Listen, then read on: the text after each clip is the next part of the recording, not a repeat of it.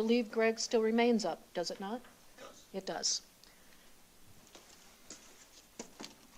So just to go through the site, I think probably the easiest thing to do is to reference the landscaping plan, which has been colored, to describe what we have here.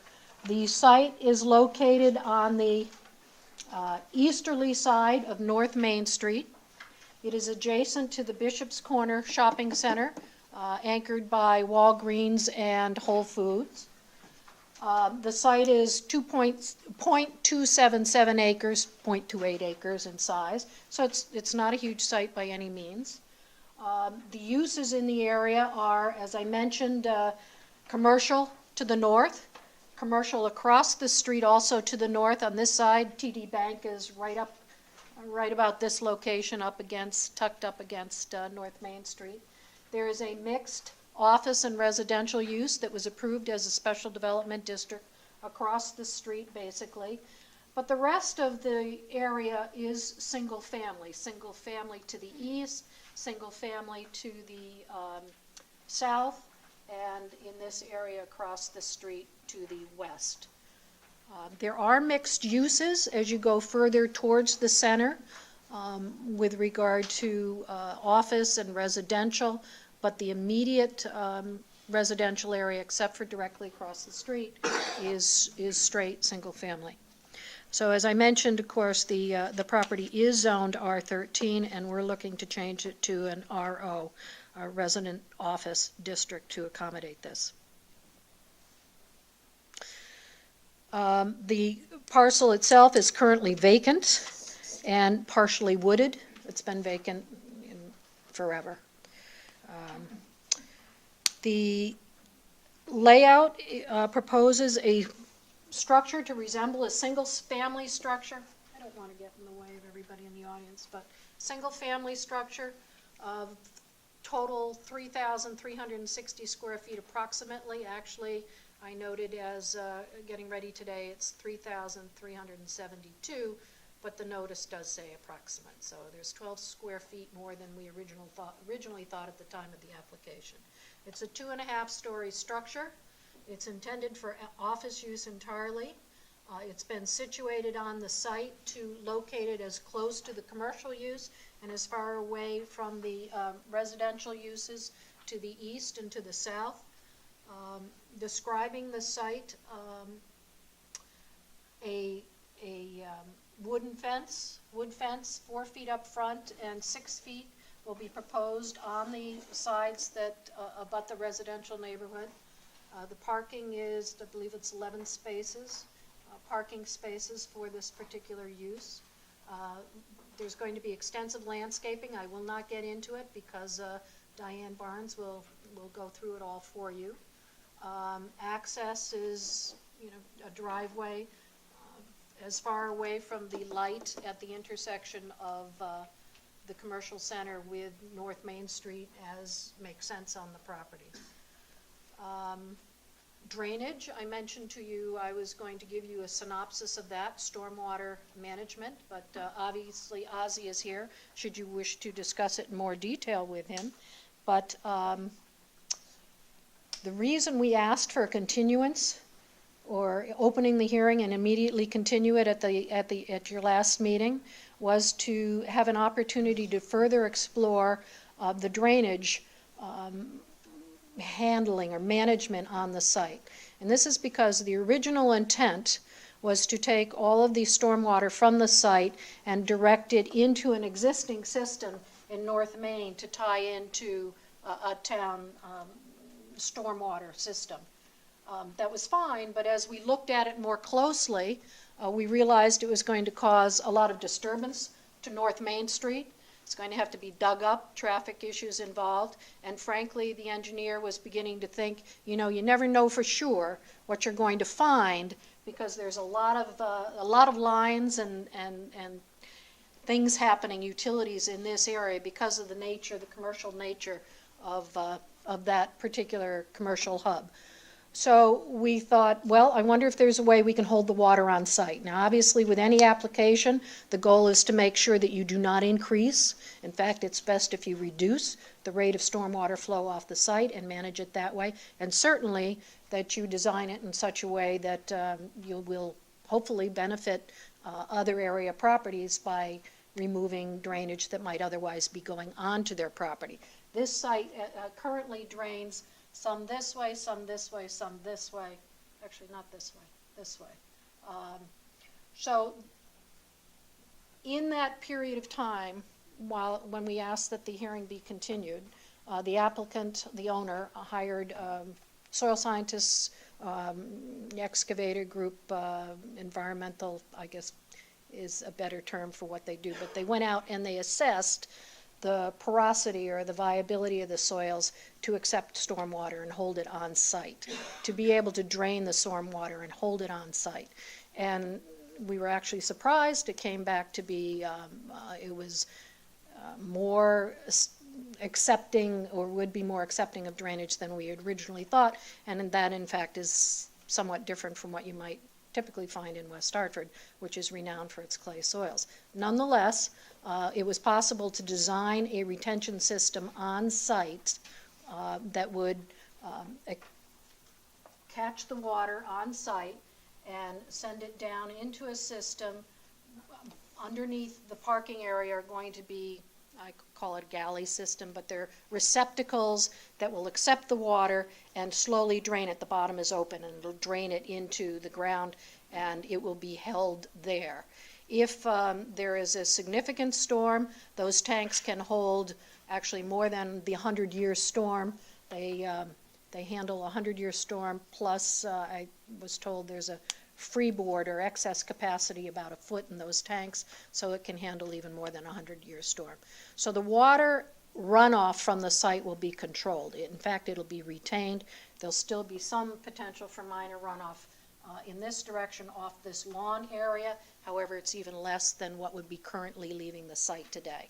So overall, even though you currently have a wooded vacant site, this system, as it has been designed, will reduce the amount of stormwater that currently leaves the site.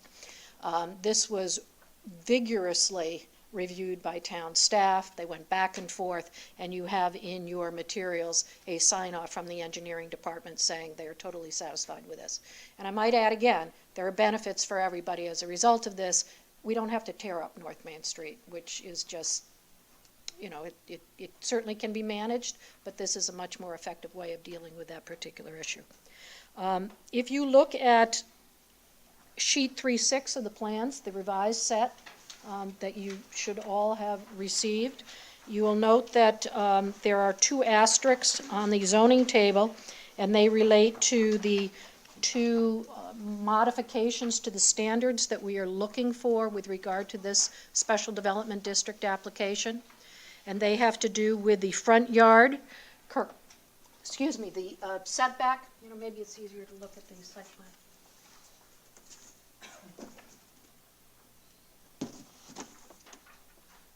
Yeah. So I'm looking at sheet 3.6 also. The front yard setback for the building line is 45 feet. This shows that at the closest point, we're at 41 feet right here. And what you've got, this portion, I'm coloring it in, of the building that's in front of that 45-foot setback line.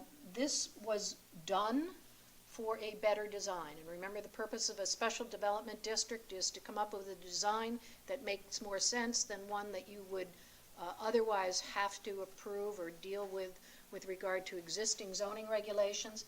And that is because they knew they wanted a porch in front to make this residential in appearance.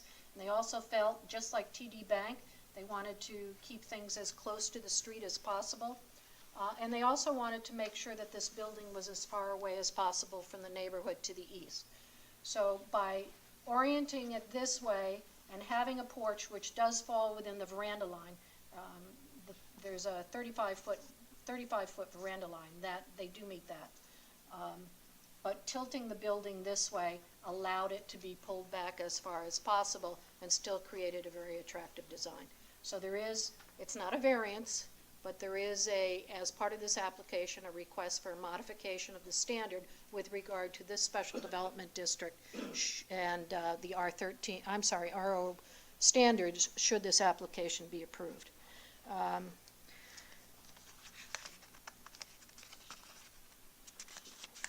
The other one is a side yard. So in the RO zone, the required side yard is 1/2 the height of the building, which in this case is 12.96, 12 feet 96 inches. Is that right? No.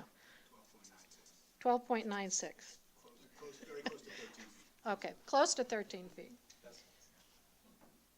We are proposing on the shopping center side a side yard of only 7 feet. So that's less than what would otherwise be required.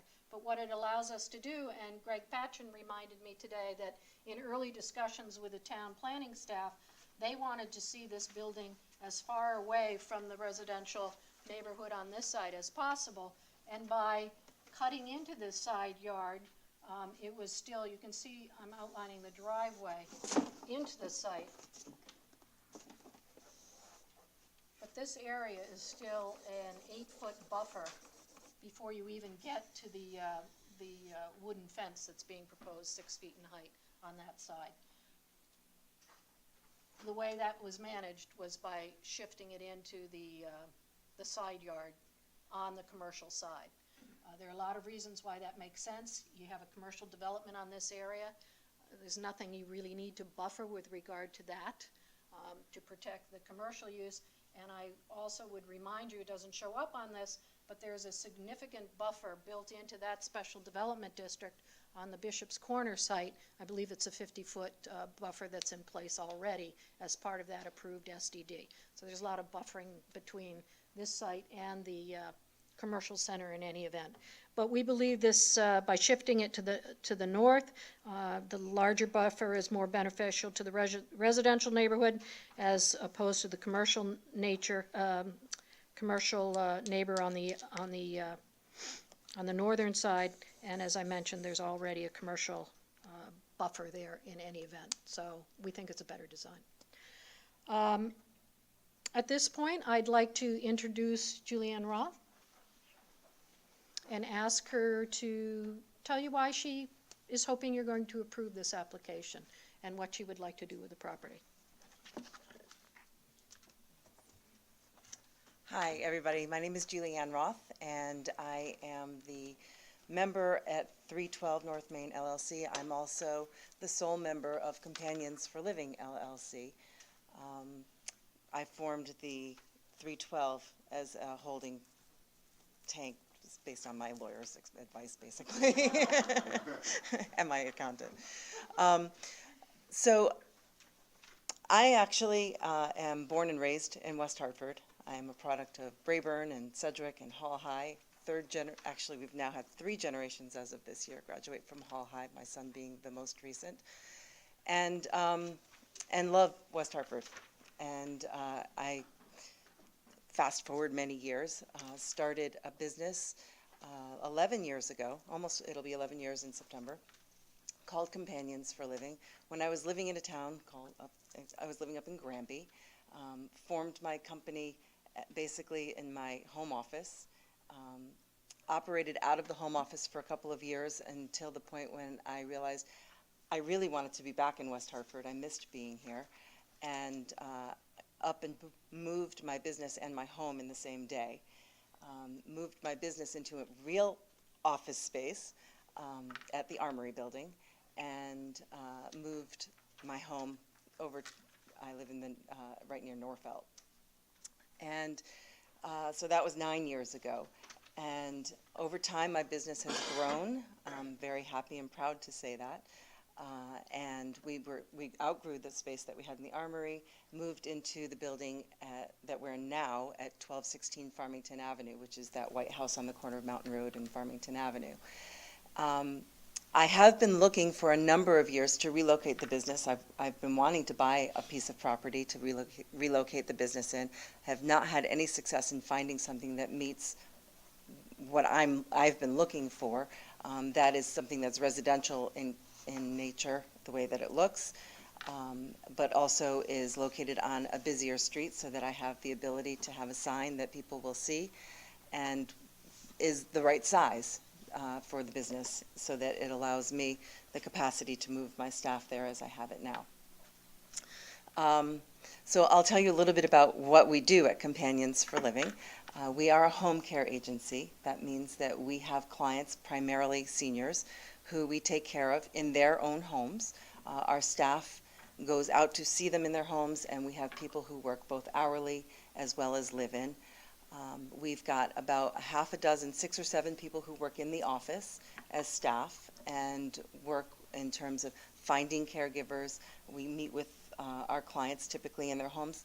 Occasionally, a client will come into the building, but we also have staff that occasionally will visit for various reasons.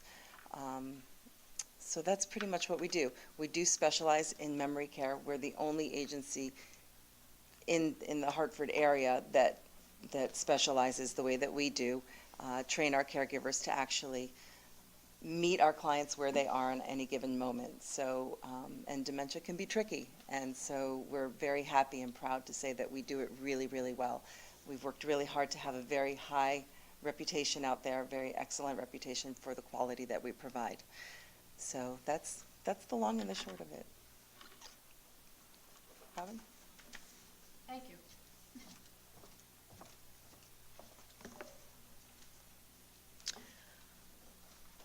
Now I'm going to talk in a very deep voice because Kevin Soley is not going to be here tonight. So we have just received an email that he is sick and has a stomach bug and he can't be here.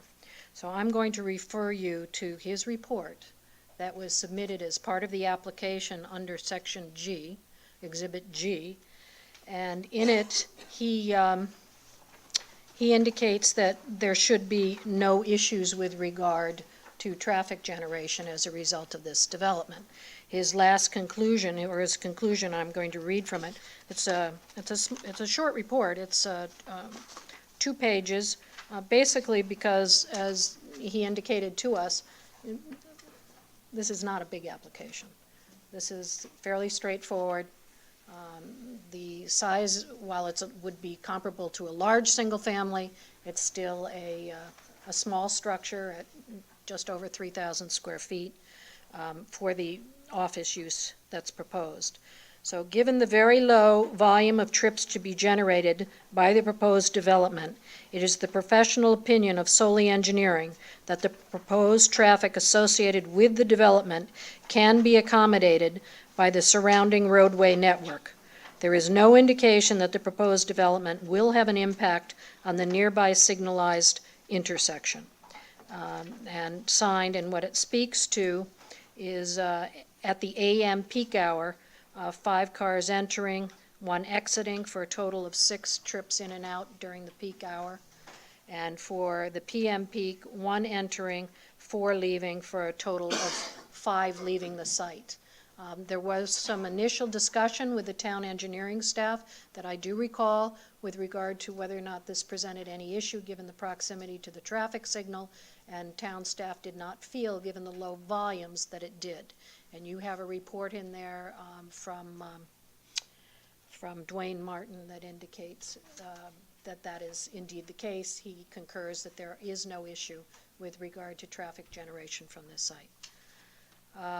So at this point, I'd like to ask Jack Kemper to come up and describe for you the proposed building.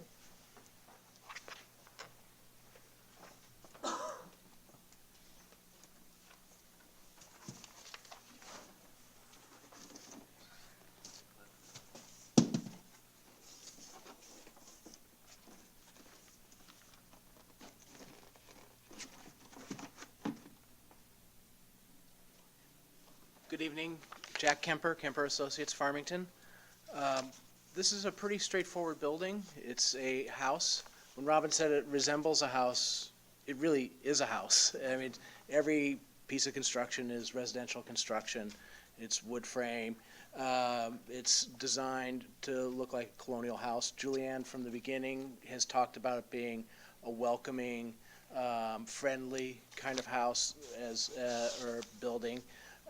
So that kind of sort of drove us to the style of the house. The porch goes all the way across. It's very friendly. You can see we have a streetscape, and I think it's on your plans too, with a couple houses south. And this shows to scale the houses around it and the landscaping that exists, and then the actual distance to the Bishop's Corner Center there. So this really gives you a sense of what's around. It's actually fairly buffered from the center. It's a little bit taller than the house directly south. The house directly south is, I think, 1 story or a cape. So it's taller than that. But it's about the scale of the house, 2 houses down on the south. We've been to, in fact, we've been to DRAC several times. I don't think there's ever been an issue with the design of the house. We've just kind of went back and forth and upgraded all the materials. The windows are simulated divided light. The siding is fiber cement. All the trim is PVC. The shingles architectural grade. So it's really finished like quite a nice house. So if there are any questions, that's about all I have to say. And I think you have all the plans and stuff in your packet. Thank you.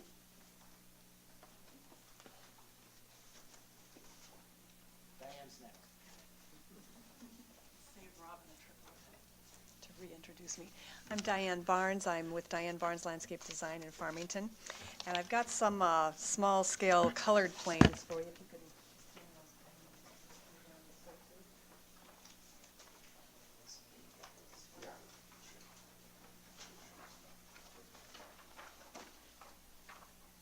The key on this design was to follow the same kinds of guidelines that the architecture did, that it looks like a house afterwards. So we've got a broad selection of plant materials that we've chosen. There's a lot of color, there's a lot of perennials. We did not want this to look like a typical commercial parking lot. We also had concerns of buffering the neighbors. So on the south side, we've got several hornbeam trees that are narrow, deciduous trees, as well as lots of arborvitae, the narrow, tight ones, and we've placed them very close together so that they will grow to be a buffer between the neighbor and this building, and particularly in the parking lot area, because one of the elements that, because it's commercial, you have to have site lighting to light the parking lot. And we've played around, and part of this has gone through DRAC and staff about where the light is. It started out in the corner.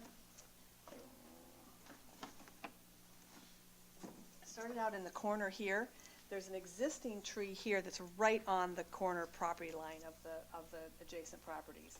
And while we thought that would be a good buffer for that light as it's shining towards our property, it didn't light it properly. So it's been moved to here, and there's an existing tree here and here as well they're just inside our property line, and we're able to save both of those. They're significantly sized, 12-inch caliper trees.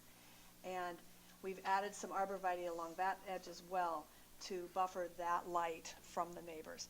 They are cut-off fixtures, so there is no light spill from on the ground onto the neighbors, but that will help shield the actual light fixture itself. There's also a light pack that will be mounted on the building to supplement lighting in here. At one point we were lighting this, and that has come off to keep the light levels low along this south property line.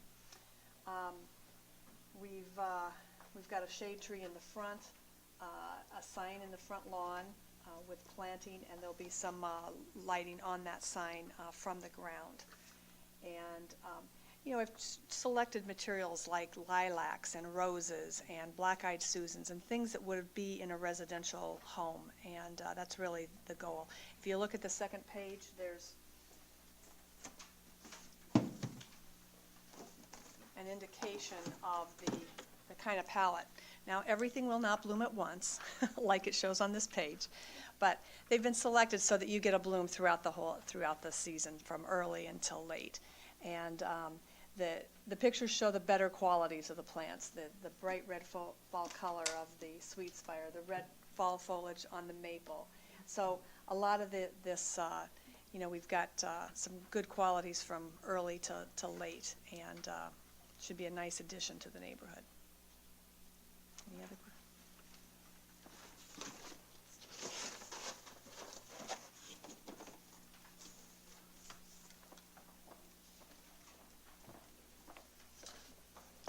Thank you, Diane. I'm going to leave you with copies of prints that Todd Dumais asked that we provide to you.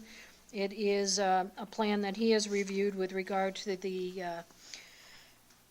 lighting, and it reflects what Diane just reported to you. It really, the purpose of giving you this is just to have it in the record.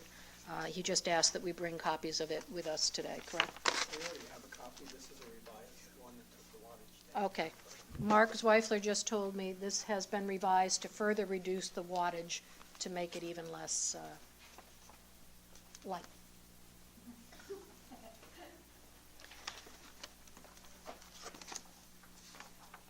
Given that Kevin isn't here, I think what I'd like to do is just read to you the memorandum that came from Dwayne Martin. In your packet, it's dated June 3rd. I referenced it, but it's with regard to the traffic impacts. The Engineering Division reviewed the traffic impact statement dated May 11th, 2016, revised for the proposed development at 312 North Main Street, and offers the following response statement.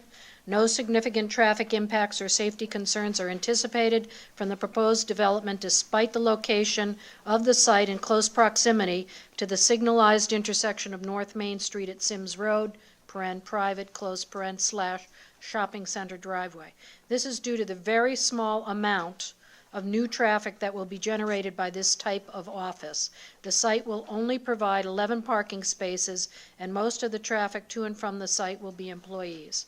The small amount of traffic turning into and out of the site will not pose a prevailing issue despite the location of the site on a very busy section of North Main Street, which does not offer a left turn lane into the site. At times, it will be difficult for vehicles to enter and exit the site. When these times occur, employees or visitors will be encouraged to turn right in or right out. However, the limited amount of anticipated traffic to and from the site over the course of the day, particularly during the peak hours, does not warrant the creation of turning lanes or the restriction of turning movements. And recall that I said during the peak hours, which is when the most traffic would be generated and be in possible conflict with traffic on North Main Street. We were talking about 6 in and out during morning peak, 5 in and out during a given hour in the afternoon peak. You can do the math, but that's like a 10-minute wait between each car going in and out. So he didn't think, Mr. Martin did not think it was a problem, and our traffic consultant concurred. I'd like to now have Greg come on up. Greg Patchen is one of the members of the owners of the parcel, and he has undertaken an extremely comprehensive outreach to the neighborhood, and he is the one best to report on that to you. Good evening. My name is Greg Patchen. I'm a member of ZP Group, one of the applicants. I'm just going to briefly summarize what was contained in the interim report on outreach efforts, which was dated June 2nd, 2016, and then subsequently updated to July 21st, 2016. We filed our application on May 13th, 2016. Contemporaneously with that, we sent out letters to surrounding neighbors. We went beyond the 300-foot radius that's recommended by the council and went, I believe, in excess of 500 feet in all directions from the property and up to 800 feet in certain directions. We had 2 letters. They were virtually identical, except one of the letters to the neighbors that were within closer proximity to our property. We actually invited them to meet with us and requested that we either meet at their home or at another location in West Hartford. A total of 48 letters went out. About half of them invited the meeting. The other half of the letters just served as notice, but asked people, offered our contact information, and asked them to call us if they had any questions. The letters included a copy of the rendering as well as the landscape plan. We did not receive any response to those letters that went out. The only response that I received was from the owner of 309 North Main Street, which is a current zoned RMO property, and she wanted to know what we were doing because she was having issues trying to get her property, get tenants in it that met the town's requirements. Subsequent to that, we tried to reach the neighbors that were on the list that we wanted to meet with. I tried to find phone numbers, made calls, was somewhat successful in reaching people, spoke to some people on the phone, left messages for others. Subsequent to that, I did canvass the entire neighborhood, and I made sure to go to every house at least once, knock on doors, and try to meet with people, and did make contact with many of them. The two applicants that we were advised to try to make contact with were the 146 Haynes Road, which was Lori Meeser and Chris Turner, and at 146 Haynes Road and 150 Haynes Road is Miss Muriel Adalberto, whose home is currently on the market and lives in Florida. We did ultimately meet with Miss Meeser and Mr. Turner at their home, and they, they had several questions about the property. We had not heard from them, but we did reach out to them and asked for a meeting with them. They were the ones that requested that the light be moved and also that we have that we add some evergreen properties and to see if we can preserve some of the existing vegetation, which is, we got the property marked and marked those two trees that were shown on the landscaping plan to save. So we did that and I believe accommodated all of their requests.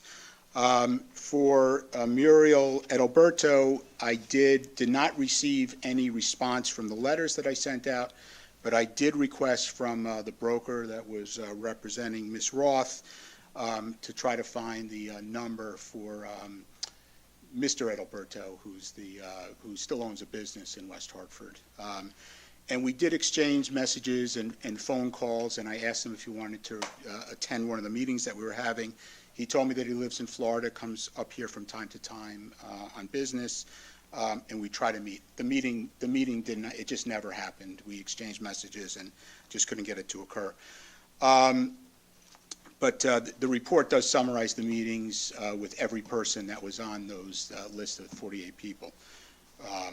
And then with regard to the Bishop's Corner Neighborhood Association, Ms. Roth had a preliminary meeting with them on March 11, 2016, which was prior to the date that we filed the application, letting the neighborhood association know that this was something that she planned to do. According to her, she got a positive response, but subsequent to that meeting, arranged for us to have a more formal meeting with them that we had coincidentally on the morning of the submission of our application. I believe some of you were at that meeting and left, prior to the discussion. But we met on that morning of May 13th, 2016, and gave a similar to what we did here today, gave a presentation about the building and the site and what the proposed use would be. At the end of that meeting, the board members recommended that we have another meeting that was specifically dedicated to this, because I believe the meeting on the 13th was primarily to discuss the use of the Yukon property. So we wanted to make it a special meeting. We sent out a letter dated, when I was doing canvassing of the property, I let everybody know, encouraged them to come to the June 14th meeting, which is the date we scheduled for the next Bishop's Corner Neighborhood Association. I let people know that they should attend. We sent out a letter dated June 3rd, 2016, reminding them about the date of the hearing, encouraged them to attend. The only people that attended that meeting outside of the board members who were on our list of 48 people were one person, Signe Rogalski, who's actually on the board of the Neighborhood Association. So she also lives at 296 North Main Street. She attended, and Roberta Eckelson, who lives on Haynes Road, and she attended the meeting. I don't know if she's here tonight. The meeting went very well. Again, we just gave them a summary of it.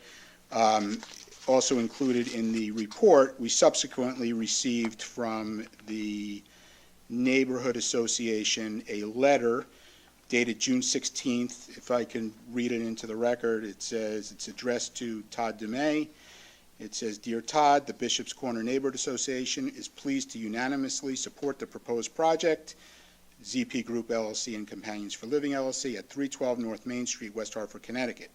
We appreciate the applicant's use of quality materials, residential appearance, and attention to landscaping. It should also be noted the applicant spent considerable time with the Bishop's Corner Neighborhood Association and neighbors to answer questions and concerns regarding the project. We wish the applicant luck in their future venture. Sincerely, Jason Congdon, Bob Persola, Tom Hickey, Gino Marino, Signe Rogalski, Scott Regina, Bishop's Corner Neighborhood Association board members."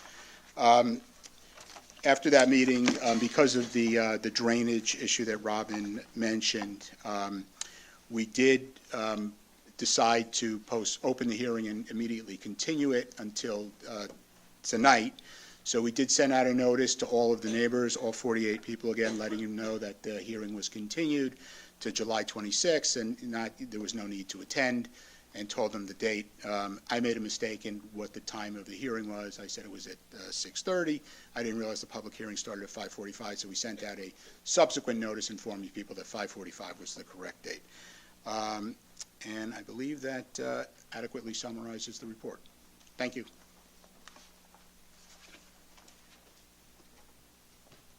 Thank you, Greg. Just to go through the reviews that have taken place with regard to the application, you should have in your file, and I just want to address them so that we can certainly establish that the technical aspects of this application are in place. On Tuesday, May 17th, Mike Cinsagali said he'd reviewed the submitted site plans, elevations, and floor plans for the above-noted project and disclosed no issues affecting fire apparatus access or maneuverability. We have no adverse comments. There is a letter from the West Hartford Bloomfield Health District, which says, it's dated May 19th, the sanitary sewer line that services the above-referenced property appears adequate under normal conditions to accept the peak flow expected to result from the proposed use of this property, and goes on to say that, of course, ultimately this is up to the MDC to make sure capacity is there. I've already read to you Dwayne Martin's traffic comments dated June 3, 2016.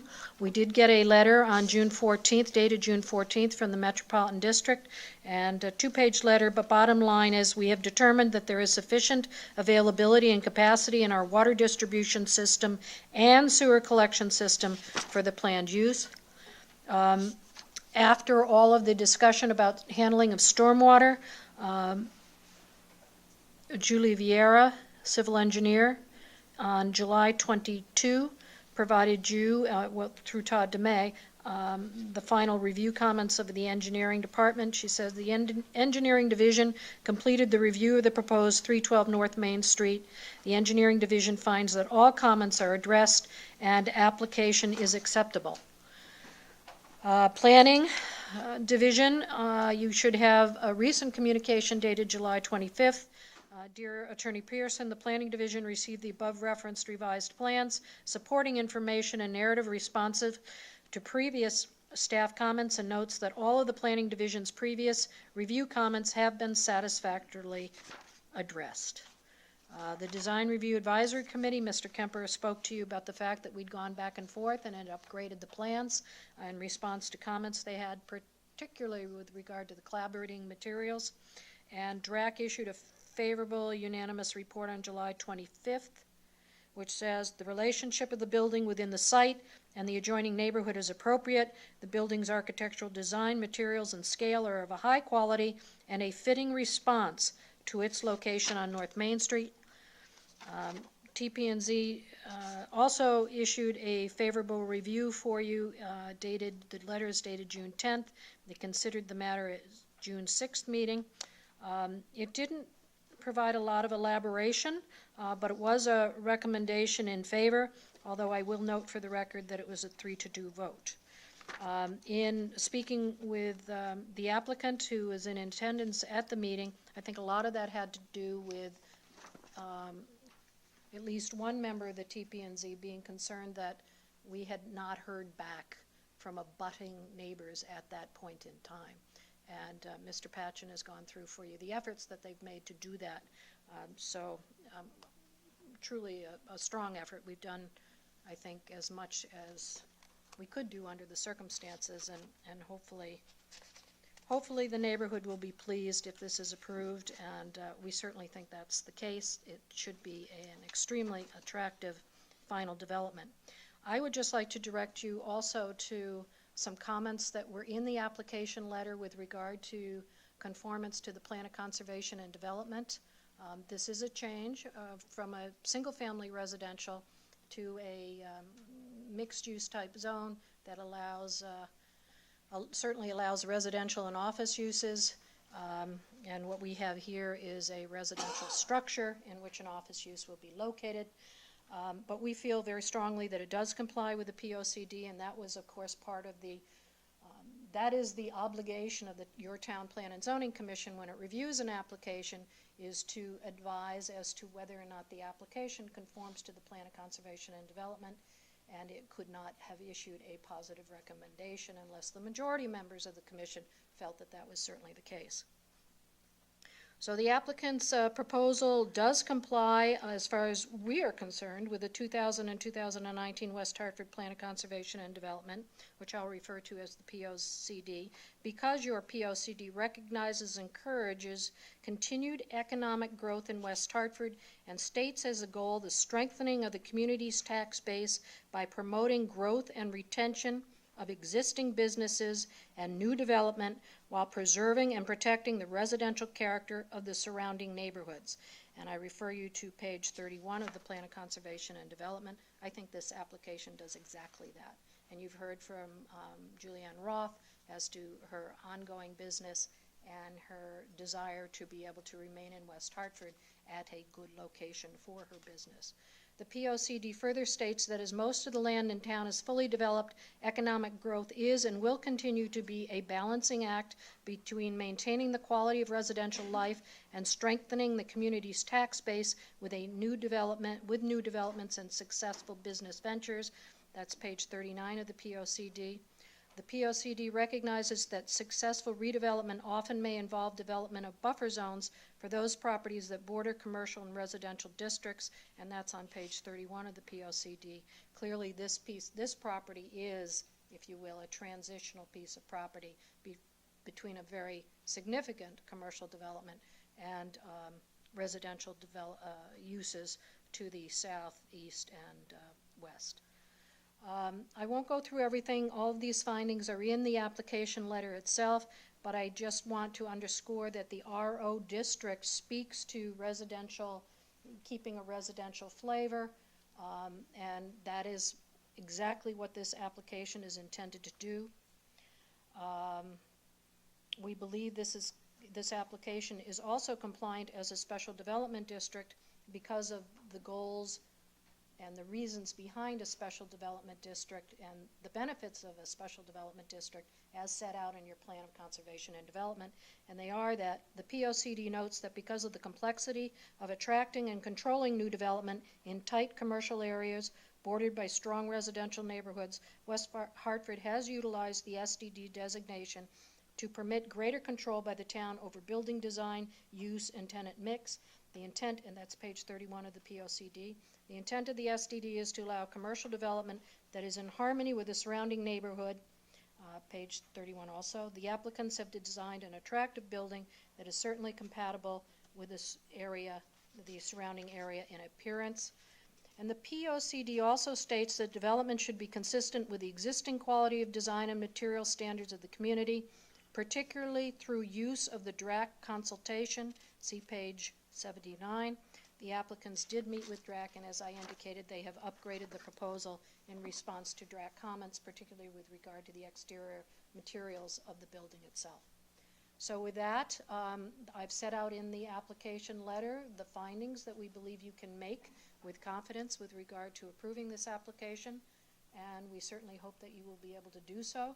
Obviously, our team is here to answer any questions that you have, and we would like an opportunity to rebut any comments, should there be any that are necessary for doing so. So thank you very much. Thank you, Mrs. Person. As always, a very thorough presentation. I'm wondering, we should take the sign up first, and then we can ask our questions. Is that all right with?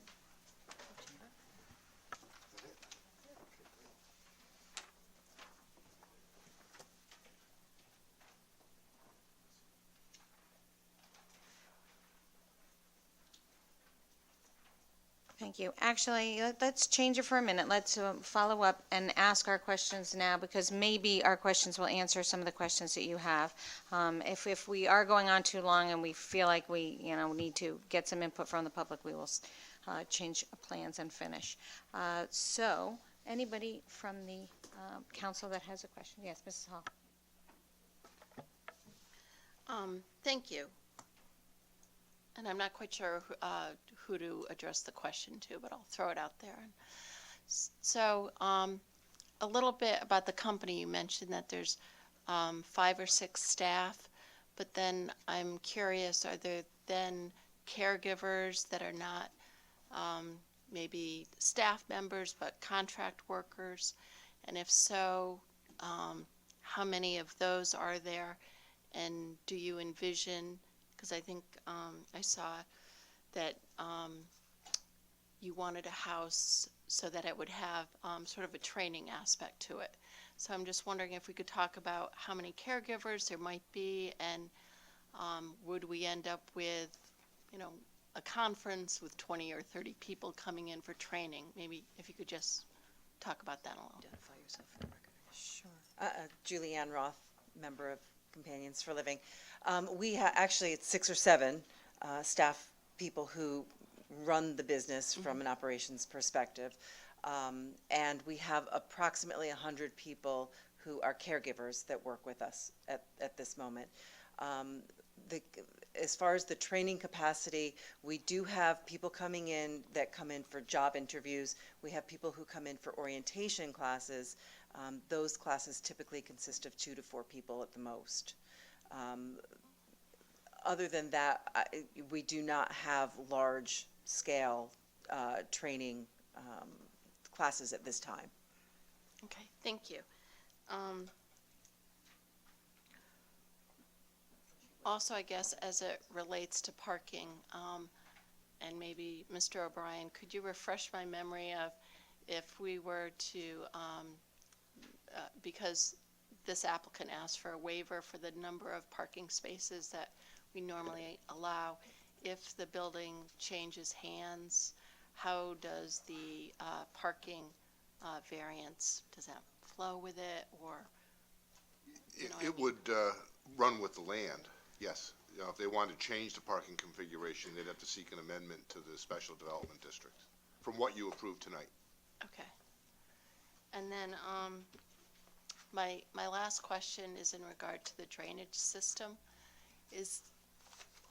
Can someone talk about what happens if it doesn't work, or is there, would flooding occur? Is there annual maintenance that's required to clean anything out? How exactly do we deal with any problems with the drainage system?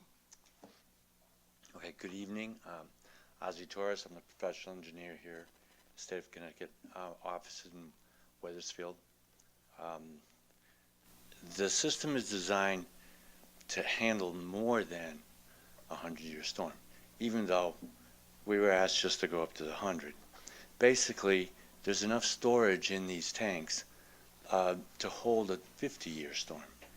And now we're talking about storms that we have estimated through the Soils Conservation Service hydrographs, which are very conservative.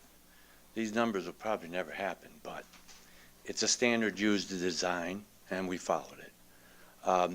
The soils were tested, and they do absorb water at a slow rate, but given the fact that the storage tank is like 56 feet by 3 times 8, 24, it's a large surface area, and the water drains very slowly, but if you can imagine, it drops in the tank 2 inches per hour, so in 24 hours, you're gone 4 feet. And the tank is only 4 feet high. So what happens is that the 50-year storm could be stored, and any storm less than that could be stored in the tank without reaching the top, without getting out any other direction. But what happens is while it's storing, it's also recharging the soil and the water's going down into the ground. So that's where we get it to be able to handle even the 100-year storm. As a matter of fact, as we said, there's a foot of freeboard with the 100-year storm, where we've estimated the water levels to go. Once the tank is full, for instance, let's say we get a 500-year storm, which it could happen. And, then the water would go up as high as it could. It would go into the ground as much as it could. And there's a catch basin set specifically at the end of the driveway, right here. Now the driveway slopes from a high point here down to the street. And this area all drains down to the catch basin in the back of the parcel. So while the roof is put into here completely, there might be one small drain connected. The only amount of water that comes to this catch basin is the water that comes from this high point and drains into here. It's not a lot of water, but it is piped back to the tank, and the tank is under here. It's a pretty good sized tank. And it's piped back to the tank, and it helps to just fill itself up slowly, and as it's filling, the other water goes down into the ground. Now, if it does reach a 100-year storm, we still have about 1.3, a little more than a foot, of freeboard before it starts coming out of this catch basin. Now, at a larger storm, it will start bubbling out, and it gently just go right across the apron into the gutter. At that time, of course, the rest of Main Street is underwater. We're talking a big storm. So the little bit of water that comes up from our site, in a case like that, it's negligible. You won't even see it happen. Yeah, I guess this is all great if the system works perfectly. I think Right. my question is more like, is there annual or whatever regular maintenance that's suggested- required, and what happens if that doesn't take place? Correct. We have suggested a biannual type of a maintenance to check the system in the tank. They are tall. I mean, it's a 4-foot tank. You can walk through them. We have 2 manholes at each corner so you can get in and actually vacuum it out if there should be any silt. The area is small. A large portion of the water is pretty clean. It comes off the roof. It won't have a lot of sand or salt or any debris. And from the parking areas, all the basins, both basins, have an eliminator type elbows so that it holds the oils, and it also collects the heavies material on the bottom. So we don't see very much material falling into the tank. But there is a regular maintenance required, and as I said, it is easily cleaned out, and just by vacuuming it out, the perviousness of that soil will maintain itself. Thanks, Ozzy. I might also add, we'd be willing to accept that as a condition of approval also. Thank you. Thank you, Mrs. Hall. Any other questions? Mrs. Casperson? Thank you for the presentation, but I was also noting that when you're talking about doing the left-hand turn into the area that it might hold up traffic, can you give us an idea of what times the staff might be coming and going from that area?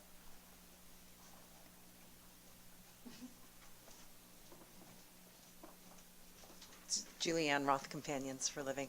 Our business hours, office hours, are 8:30 a.m. to 5 o'clock p.m. Monday through Thursday, and we close an hour early on Friday. We close at 4 p.m. And most of the time, so the traffic going in normally would be the people going into That's the office. correct. And then, so not so much traffic coming out of the area.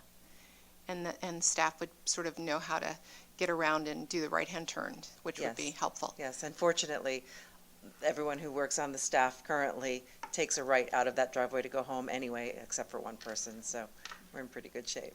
Thank you. Yeah, sure, thank you. Thank you, Mrs. Casperson. Any other questions? Okay. All right, I think we are ready for comment, and you're welcome to come back up if you have a response. The first sign-up is Linda Albert.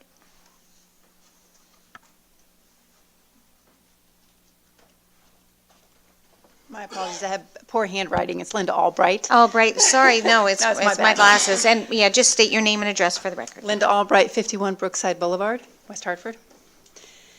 So what an amazing presentation. And I am here to give a little heart behind this proposal. I'm a resident of West Hartford. I'm a mom of 3 school-age kids and a daughter of an 87-year-old father. And I will try not to get emotional. But what I'd like to point out is that I cannot imagine a more important business to represent West Hartford in a well-trafficked area than Companions for Living. The difference they have made in my life in providing quality, professional care for my entering into dementia father has been priceless. It is a company with impeccable standards, incredible customer service, and deep heart. That's what I wanted to share. Thank you. Thank you so much, Ms. Albright. Mr. Rolson, Rob Rolson. How do you follow that? That's a tough one. Rob Rolson, 169 Arundel Avenue, West Hartford. Good evening, and thank you very much for this opportunity, Madam Mayor. First time since many years since we've had a Madam Mayor to be able to say that. I'm glad to be here and do that.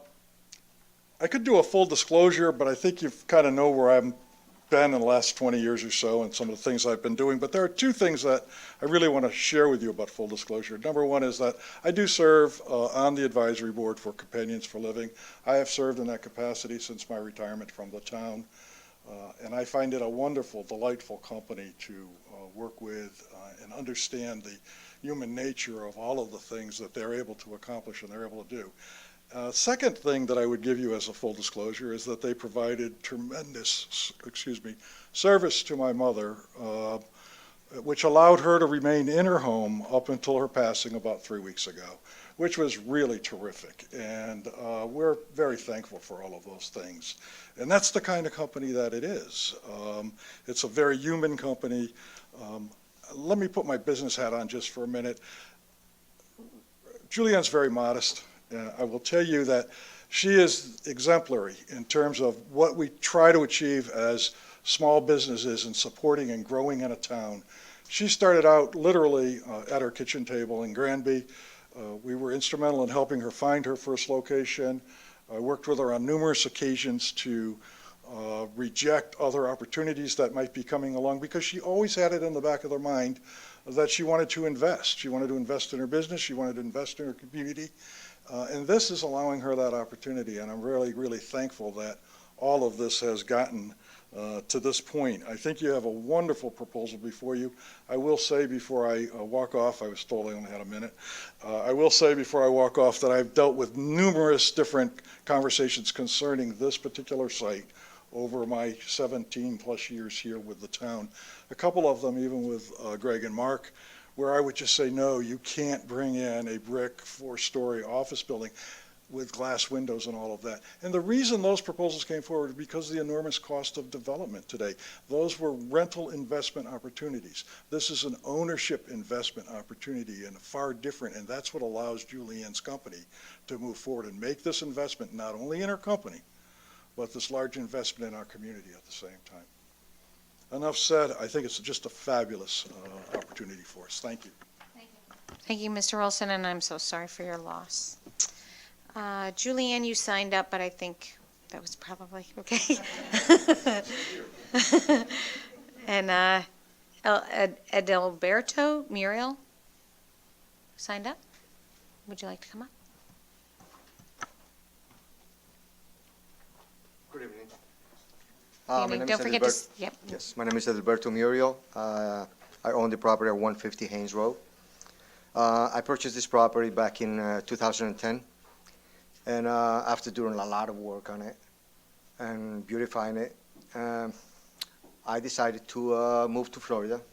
I moved last year, and I put my property in the market. It's been in the market for exactly a year.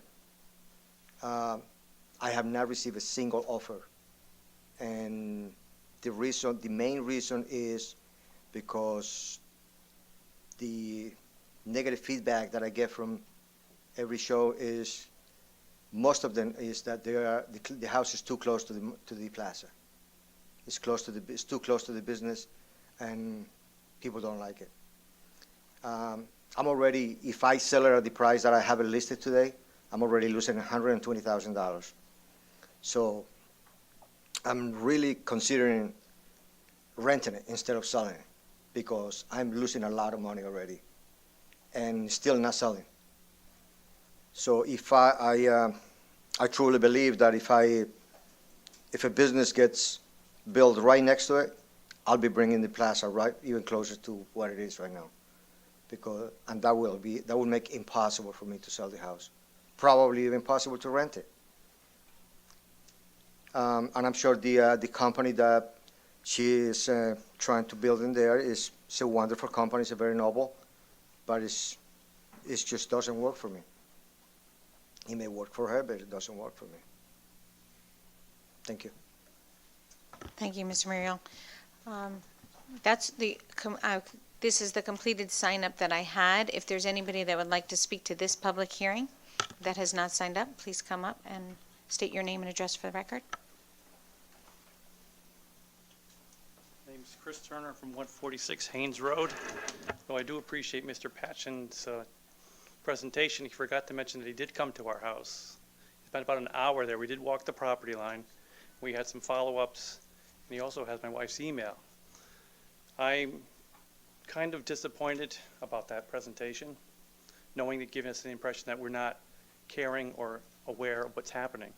We're quite aware of what's happening, and we're not really happy with it, but we are adjusting to the reality of this may be something that would take place. Also, one follow-up question I do have is the drainage. What type of construction will take place, and as far as the drilling, and what type of protection we have for the neighboring properties? Those are the questions I have, and I wish to have them answered. Thank you. Thank you. Is there anybody else that would like to speak to this public hearing? Come on up and state your name and address, Mr. Newman.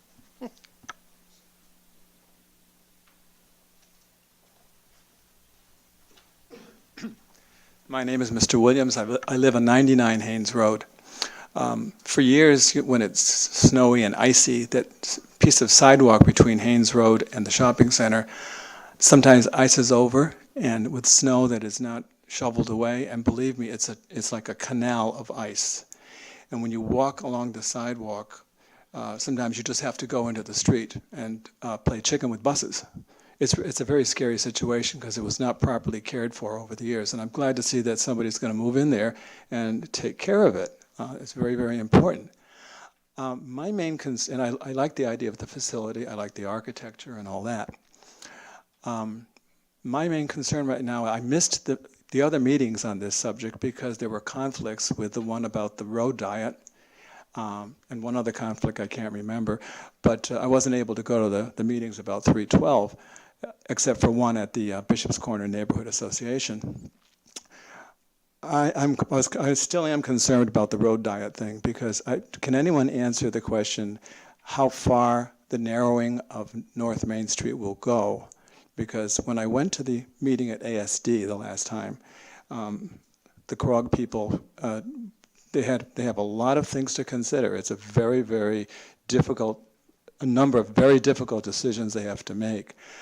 I kind of understood that they would try to stop the narrowing of North Main Street before my street, Haynes Road, so that at North Main from Haynes to Bishop's Corner would remain as the 4 lanes, because I think that's critical with the driveway of 312 going in there, and then the traffic light there, and then the bus stop that's there.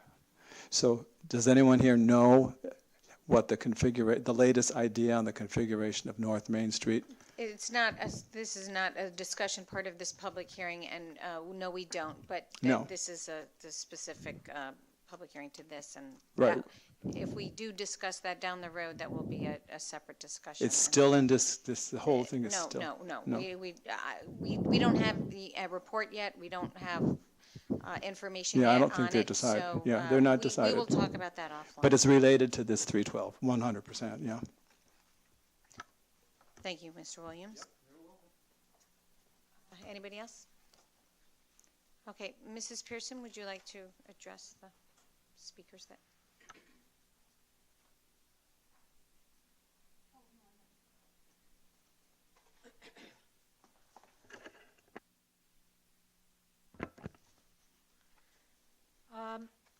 I think we'd like to address two sets of comments. One has to do with the owner of 150 Haynes Road, and neither the owner nor me, nor I, am a real estate expert. I would just like to suggest and can appreciate the pain that the owner is going through with regard to selling the property. But it's very possible that having a residential appearing development, as it will look when it's finished, it's going to be extremely attractive, beautifully done. All you have to do is look at the pictures to see that. With a fence running along that border, a residential fence of 4 feet going up to 6 feet in height, a wood fence, with all the extensive planting that's proposed, it very well may be that this will be just what is needed to make somebody feel less like they are on top of that commercial development and make it a more desirable residential lot. I don't see how it's going to make it a less desirable lot as a result of this proposal designed specifically to look like a beautifully designed, new, attractive residential home. So any parking will be hidden to the rear. It's fenced in. I think it will be a positive addition and maybe even help facilitate the sale of his property as a residential one. Greg, would you like to come up and just, I know you've spent a lot of time with regard to 146, and I'm concerned because I know you've put so much effort into this in terms of outreach. Would you just like to quickly talk about the fact that you certainly didn't mean to imply that neighbors were in the dark, because I know you've tried to make plan changes as a result of the concerns that those neighbors who abut the property had. Could you just address it quickly? Thank you. Yes, I was told to be brief in my presentation about the neighborhood outreach report, and I thought I covered it, but what I meant to say, and I offer my apologies to Mr. Turner and Ms. Measer if I was unclear. What I meant to say was we did not get a response to the letter that we sent out, but we knew it was important that we had to meet with the abutting neighbors. So we got in touch with them through the broker for Ms. Roth, Evan Berman, who was able to get in touch with Ms. Measer. We set up a meeting at her property on the night, it was a Monday night, I don't remember the date, it's in this report somewhere. We did sit at their dining room table, and as I said before, Mr. Turner did have questions about it. I think we tried to resolve some of those questions or clarify some of his questions about the property. And then we did, in fact, go out to the property. He told me what his concerns were, that he wanted to preserve some existing vegetation, and that he also wanted some additional evergreen species. I don't think we had any. We had some arborvitae, but he wanted some additional ones. And in addition, he said that the light, which was originally planned to be located in the it was originally supposed to be located right here in the southeastern corner of the property. He said that wouldn't work because for all these years they've been looking at the lights coming off of the plaza property. So we called our lighting designer and told them that we needed to adjust the lighting plan. And as Ms. Pearson mentioned earlier, Mr. Todd Dumais said I even want to go down further than that. We moved the light and we reduced the wattage. We changed the planned lighting fixtures that we're supposed to use. I asked our surveyor to come out to the property and stake the property corners so I can identify where the exact property corners are to see which vegetation we could preserve. There were 2 large trees that made sense that we could preserve. We also confirmed that this large tree was in fact right on the property line. The pin to the property line is right in the middle of the tree, so we knew that one had to stay, and that offered a lot of shielding from the light. And then we also asked our landscape designer, Ms. Barnes, to add some evergreen species. And so again, we did spend time with Mr. Turner and Ms. Meeser, and we tried to address all of their concerns. I think we did what they asked, if that's my belief, and that's it. So I don't know if anyone have questions about it, or? I will ask. Mr. Dodd. I don't know if, sorry, I don't know if you guys had planned to address this, but I think there was another question about the impact of the construction on the site and what type of controls will be put in place and when that construction might be taking place. Well, we are, if this gets approved, the next step would be that we have to get construction drawings drawn, because right now we just have a architectural plan. We would have to get a building plan done and approved by the town, and then we'd have to schedule, all the various contractors. The site work on the site will be just like a regular house excavation. It's going to be, excavating material. We're going to have to bring material off the site. There will be trucks. We're going to set up a construction entrance at the beginning of construction. There'll be a anti-tracking pad that'll be placed at the opening of the driveway. We are going to be excavating for those galleys that Ms. Pearson mentioned that are going to be located approximately here on the plan. And there will be earth that has to be trucked off the site. I don't expect that we're going to encounter any difficult material to find out. There is no plan for blasting. I don't expect that. This is really a residential site. There's just more complex drainage. We actually eliminated a lot of the drainage by going with the deeper galleys on the property. So I really think this is going to be very similar to a residential home construction. Thank you. Mr. Dodge, anything else further? No? Okay. Anything else from the council? I just want a clarification. So to follow up on Mrs. Hall's question on the SDD, the change in zone with an SDD, if a different use was to, this property was to change use, they would have to come back to us for anything that, well, they would have to come back to us for a change in use. Anything that's different from what you have approved would require us to come back, or the owner at that time to come back. That means that the park, and I think this is with regard to the parking, they couldn't change any exterior other than what is allowed to be done administratively. If they can't change the way it looked, they can't not build this if something happens between now and when it's actually constructed. And in terms of office use, it is approved by, should this be approved, it would be approved for an office use, but the parking would control the extent of the use within the building. So anybody who would occupy the premises would have to conform to the limitations on parking provided. And that's not unusual in many of the properties in West Hartford. So, if the office space for usable area, you couldn't put retail in, for instance, it would be office. So it'd be office. It would just, they couldn't have more office space than the parking that's already provided on the site. If they wished to do so, something would have to change. They'd have to come back and amend the plan. Okay. Which would be a full public hearing. Yes. Is that? It is. I just am trying to envision if, and I think that Mrs. Roth's business will be extremely successful if this is approved, and I don't foresee anything changing in the near future.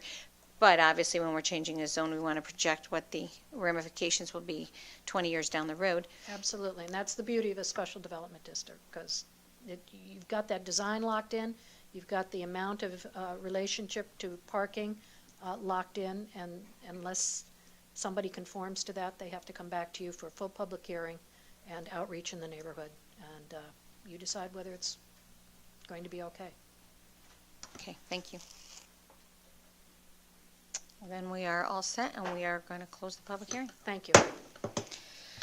Let's go into the 6:15 public hearing, only an hour.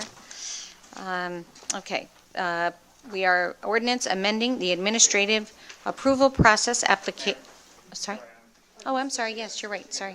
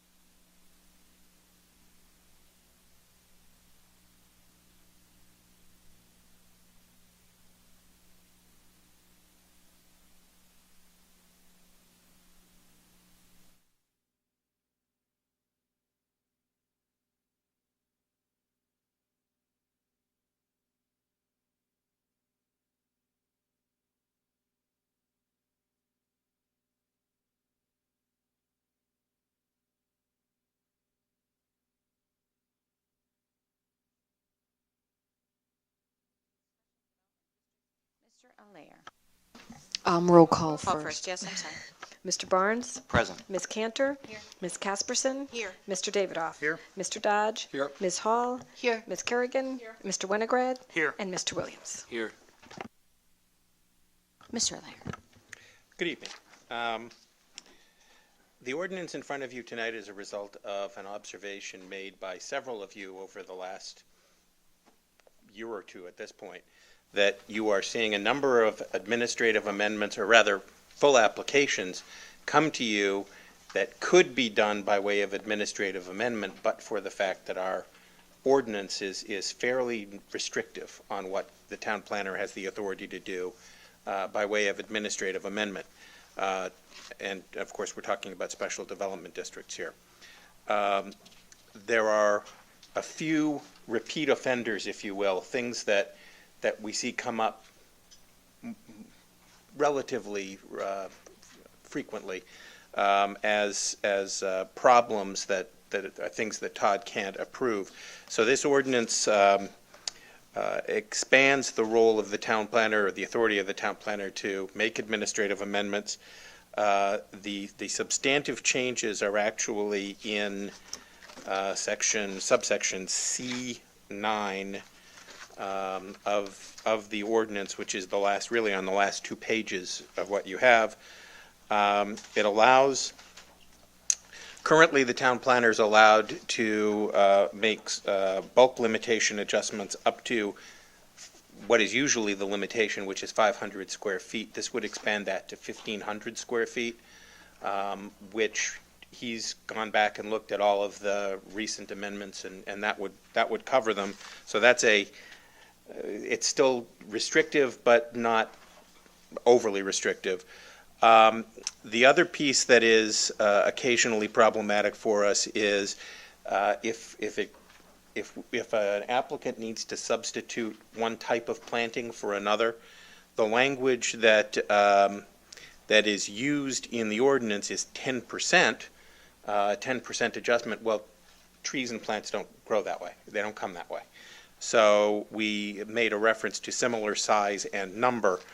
The third substantive change is that the town planner is only allowed to approve a maximum of 5 changes at any one time. In a project like the one you just saw, that's perfectly adequate. In a project the size of Arcadia or Blueback, that's nothing. That's minuscule. You can find 5 problems during construction, in the course of an afternoon that require a change to be made. So we took that limitation out and said that really we're talking about all minor things. So the number of them doesn't really matter. There's a point at which if it comes to you and you think that in the aggregate it's big and it warrants a full application, you always have that power to say, no, we want to reject this administrative amendment, go to a full amendment. So we felt comfortable taking that maximum number out. And the last substantive change is you're only allowed 1 administrative amendment every 12 months. We've cut that in half to 6 months because that's what we were running into. We were running into we found 5 problem, and then a month later you find number 6, but number 6, if it's a full-scale amendment, it shuts down construction. So we did a reconfiguration at that time. Along the way, we changed some other language in here just to re-emphasize that this is not an opportunity for the town planner to change the nature of the STD. It still has to conform to the original findings that the council made. It really gives Todd the ability to say, I'm not approving this because I think it's a deviation from the overall principle that was approved. And the last change that was made was we tweaked some language about the kinds of copies of plans that the town planner receives. Technology is a wonderful thing, and as things change, we're taking the opportunity to get rid of some paper and do some things on other media. And that's it. Thank you, Mr. Allaire. Any questions from the council? Mrs. Hall. Just a quick question, Mr. Allaire. Can you give us an example of a situation where C9A, the adjustment from 500 to 1,500, just for me to put it in perspective? Yes. 500 square feet bulk limitation might be a limitation on yard area or parking area, where you have a parking area that has to be, say, X square feet, or 10% of the total. If you have I'm trying to think of the bulk limitations. Ron, help me out here. Square footage of a building. That's a perfect one. If you recall on 243 North Steel, if you recall, we ended up doing a full-scale amendment to that application because one of the buildings got 4 feet longer. Something that you would never notice, but the volume of that was more than 500 square feet. So you ended up with the bulk of the building exceeding the capacity of the town planner to approve it, even though it didn't amount to anything significant in the context of the application. Thank you. Okay, Mrs. Hall. Thank you. That was a good example. I had the same question, actually. Any other questions for Mr. Allaire? No? Okay, thank you very much. Public sign-up sheet. Okay. Is there anybody that did not sign up that would like to speak to this public hearing? No? If not, then we're going to close this public hearing. Nope. First, I have to read into I didn't read into the record. I'll read it now. Letter dated July 11, 2016 from TPZ recommending approval, and letter dated June 28, 2016 from CROG finding no apparent conflict. Now I'll close. All right. Thank you. Mr. David? Okay. 6:25, public hearing, call to order, ordinance extending the moratorium on the approval of ground-mounted and pole-mounted solar energy systems in residential zones. Roll call, Ms. LeBreau? Mr. Barnes. Present. Ms. Cantor. Here. Ms. Casperson. Mr. Davidoff. Mr. Dodge. Here. Ms. Hall. Ms. Kerrigan. Mr. Winograd. And Mr. Williams. Thank you, Ms. LeBreau. Mr. O'Leary. Me again. As you know, you recently adopted a moratorium on the construction of ground and pole-mounted solar panels on residential properties. That allowed administration to sit down and try to work through some amendments to our actual ordinances regarding those things. We looked at the summer council meeting schedule and staff vacation schedule, put two and two together, and realized that while we have a product that's close, it's not quite ready, and even if we had introduced it to you tonight, it would not have been adopted by the time the existing moratorium ended. So we are proposing to extend that moratorium till October 31st. We will have an ordinance back to you, which we should be able to introduce, have a public hearing on, and have you adopt before that new deadline. Thank you, Mr. O'Leary. Any questions or comments from the council? No, can we just check the sign-up sheet? Okay, is there anyone from the public that would like to talk to this public hearing? No?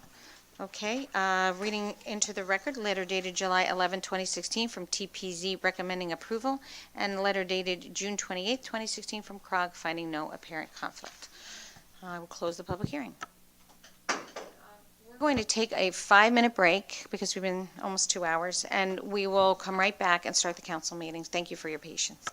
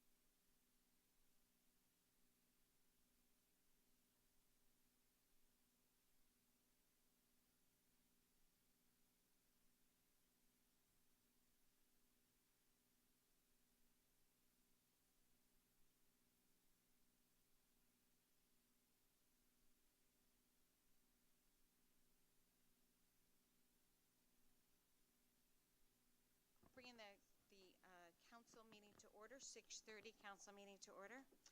We are going to start with the Pledge of Allegiance.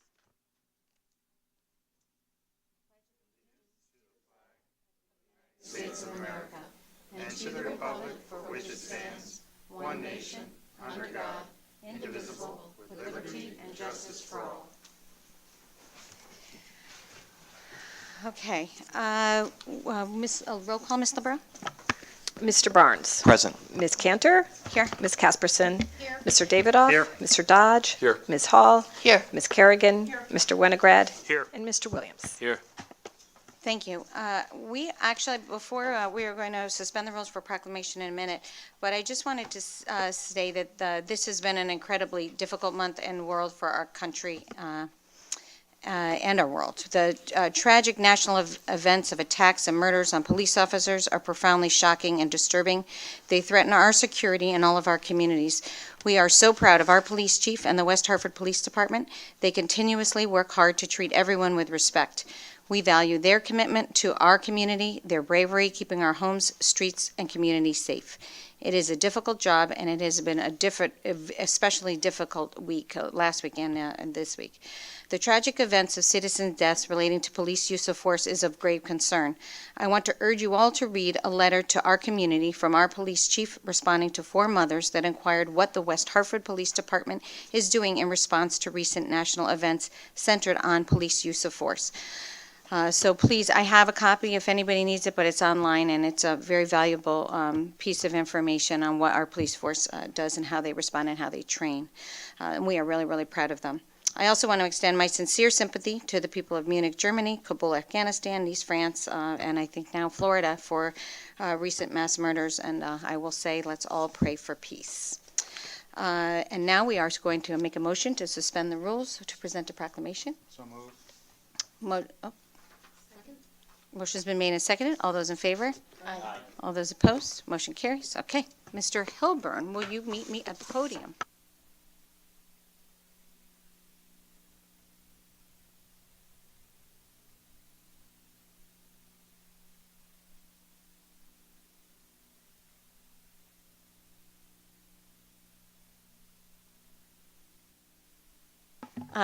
This is a real pleasure for me to honor a really wonderful citizen, a wonderful man, and he thinks, I think, every day on how to make our community a better place. The Town of West Hartford Proclamation, whereas the health and vitality of a community is reflected in the participation of its residents in activities that further the strength of the community, and whereas Charles Hilburn, born and raised in the Elmwood section of West Hartford, a graduate of Hall High School and a current resident of Quaker Green, has provided over 50 years of community service to the Town of West Hartford, and whereas the Sheehan Hilburn Breen Funeral Home has been a vital part of our community for over 50 years, Mr. Hilburn was an active member of the West Hartford Lions Club through the 1960s. He is an active member of the Elmwood Business Association and a supporter of various neighborhood activities such as St. Bridget Church and their school functions. And whereas Charles Hilburn has been an active voice in the recent development and transformation of Elmwood, contributing to discussions about the business development, traffic flow patterns, and housing development opportunities. And whereas with his gift of community spirit and unlimited energy, Mr. Hilburn helped encourage and convince local businesses to join him in celebrating the Elmwood community by making donations to provide the flowered concrete urns that now line Elmwood Business Corridor, resulting in the beautification of New Britain Avenue. And whereas Charles J. Hilburn has demonstrated by his tireless actions his love and commitment to his neighborhood and the West Hartford community at large, and is an outstanding example of an involved, caring West Hartford citizen. Now, therefore, be it proclaimed that on behalf of the Town Council and the residents of West Hartford, I, Mayor Sherry Cantor, extend our best wishes and sincere appreciation for all that you contribute to our community, and hereby declare July 26th to be Charles J. Hilburn Day in the Town of West Hartford. You still have a few hours left.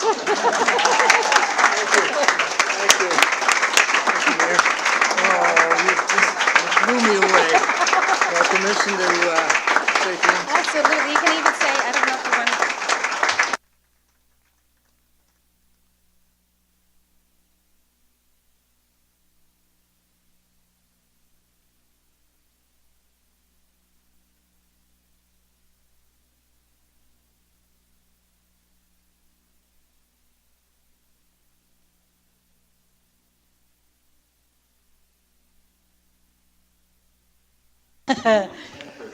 Again, I would like to express my gratitude to my family, to this council, to anyone else who had anything to do with this. Rocked me off my seat just a few moments ago. I was brought up here, I had no idea, on the premise of going to dinner. Then, oh no, I have an appointment, I gotta go into town hall. My bride says this. And subsequently, my family arrives. I said, what the heck is going on here? Oh, just relax, it's okay, it's gonna work. So, anyway, I do appreciate it all. I don't know that I deserve it all, but I do thank everybody who had anything to do with this. Enjoy your dinner. Enjoy your dinner. Oh my God.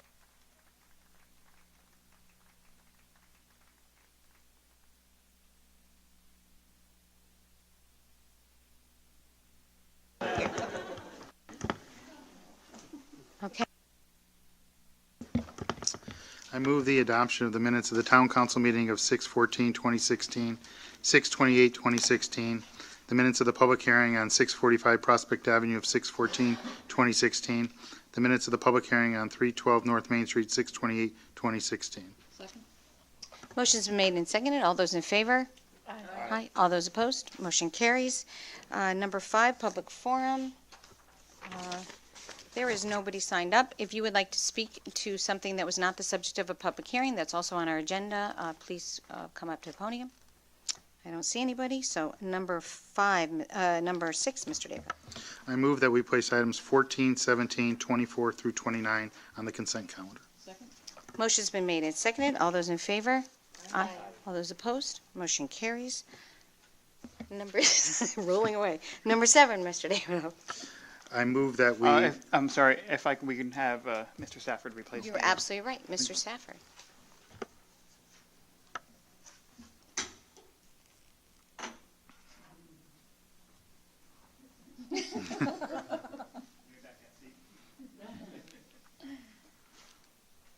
Right, now we're back.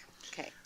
I move we approve an application on behalf of ZP Group LLC and 312 North Main Street LLC to rezone 312 North Main Street, a vacant lot, from R13 One Family Residence District to RO Residential Office, and then to designate the rezoned lot as a special development district.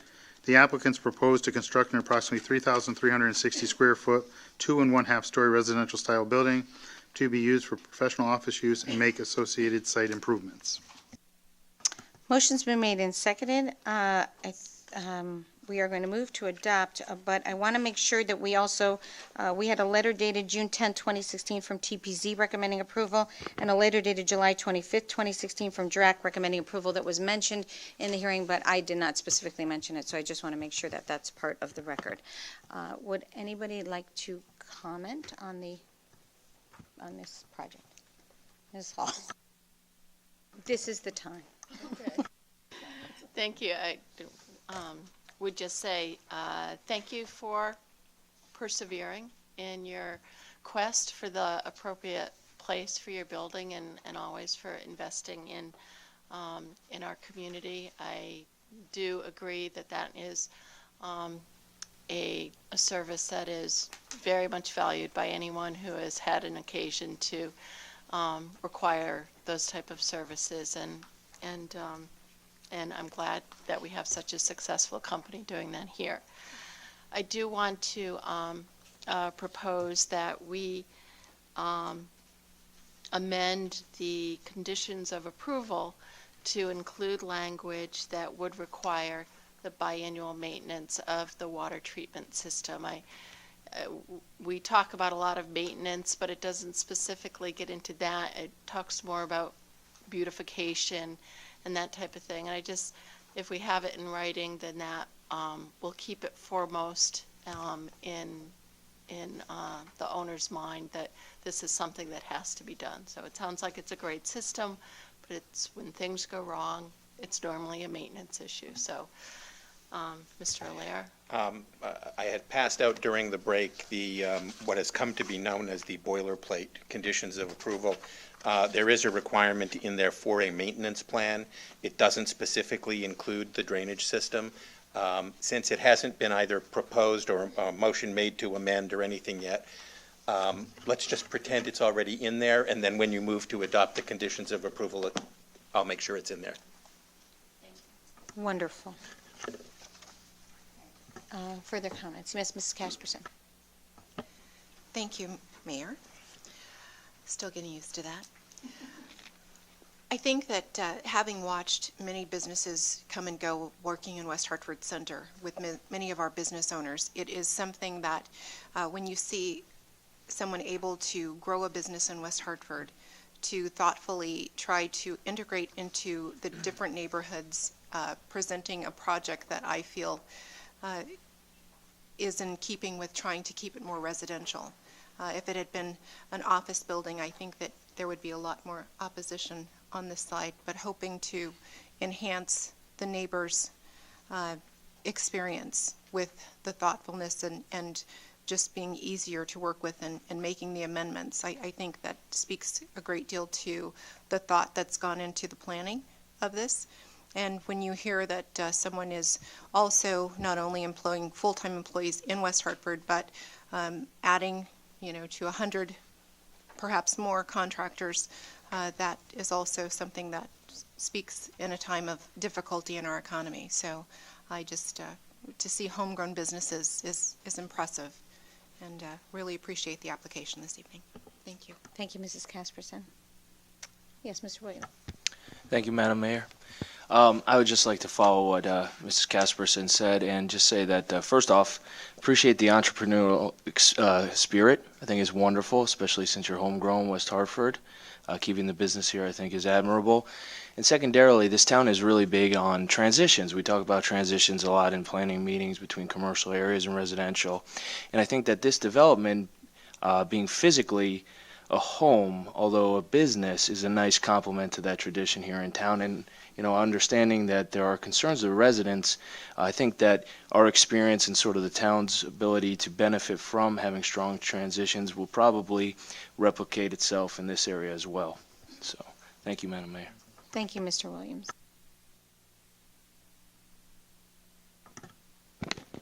Yeah, I just want to dovetail on what Chris Williams just mentioned, this transitioning.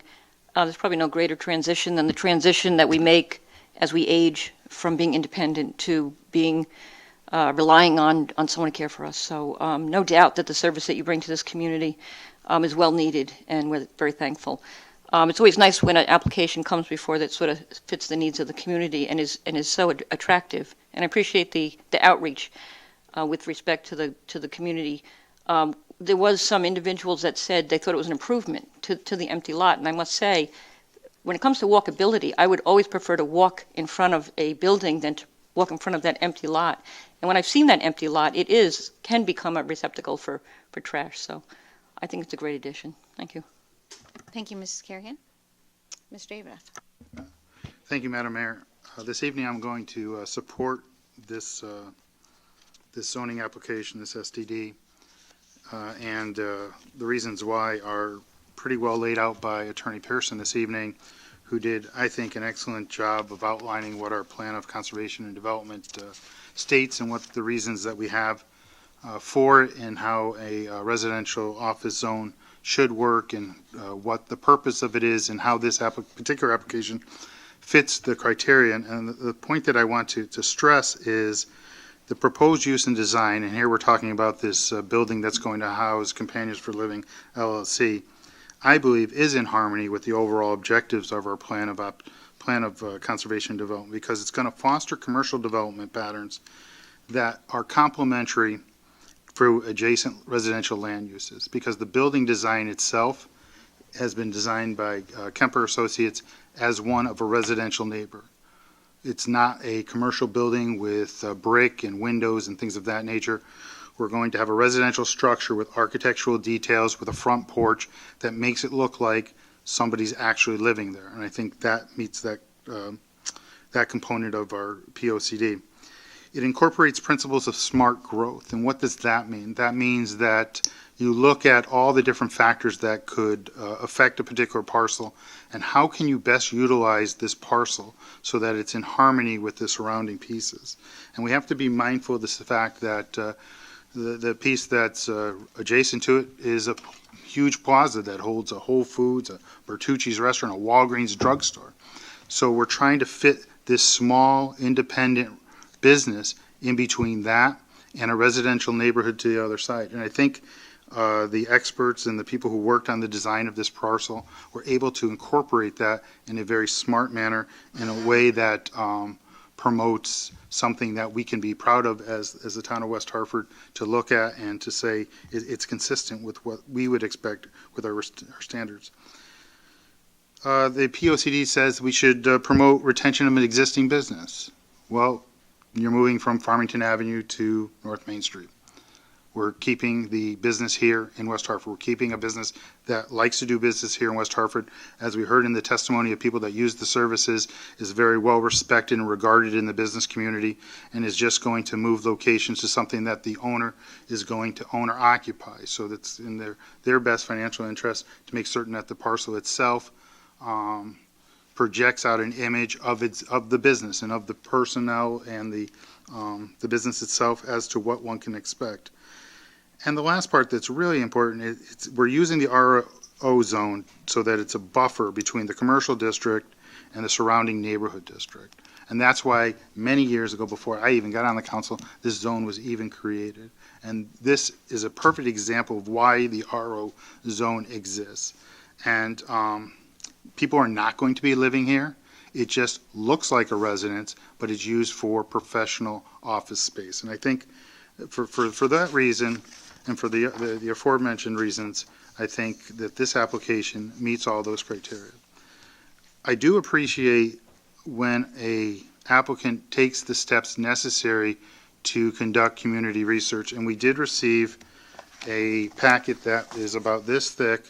I read every one of the comments in here about meeting the various people, the abutters, those who don't abut, and what their concerns were.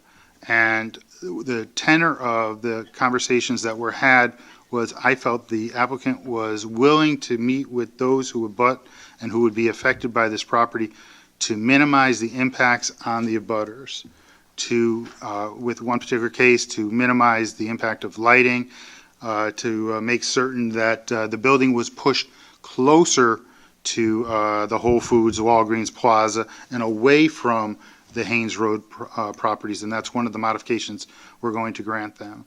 So for a variety of reasons, I really think that there are abutters who probably are not happy with the approval this evening, but I think when one looks at the efforts that were made and the willingness of the developer and the business to accommodate them, I'm optimistic that any remaining concerns will be addressed.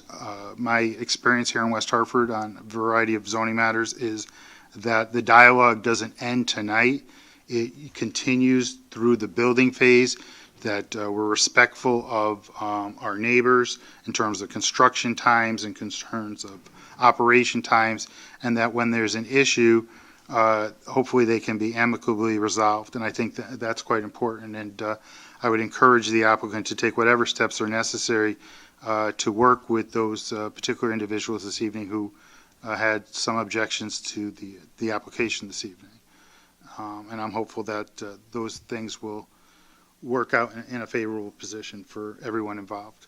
So, Madam Mayor, I think what we have here this evening is a zoning application that is going to bring a business, believe it or not, that is quite needed in today's society. And I don't think I need to tell anyone sitting around the table as to the effect that dementia and memory care has on families and the needs that people experience. But having firsthand knowledge of that, it's always great to have the resources necessary to address those issues and to make life a little bit easier for families struggling with the care of a loved one in this type of medical condition.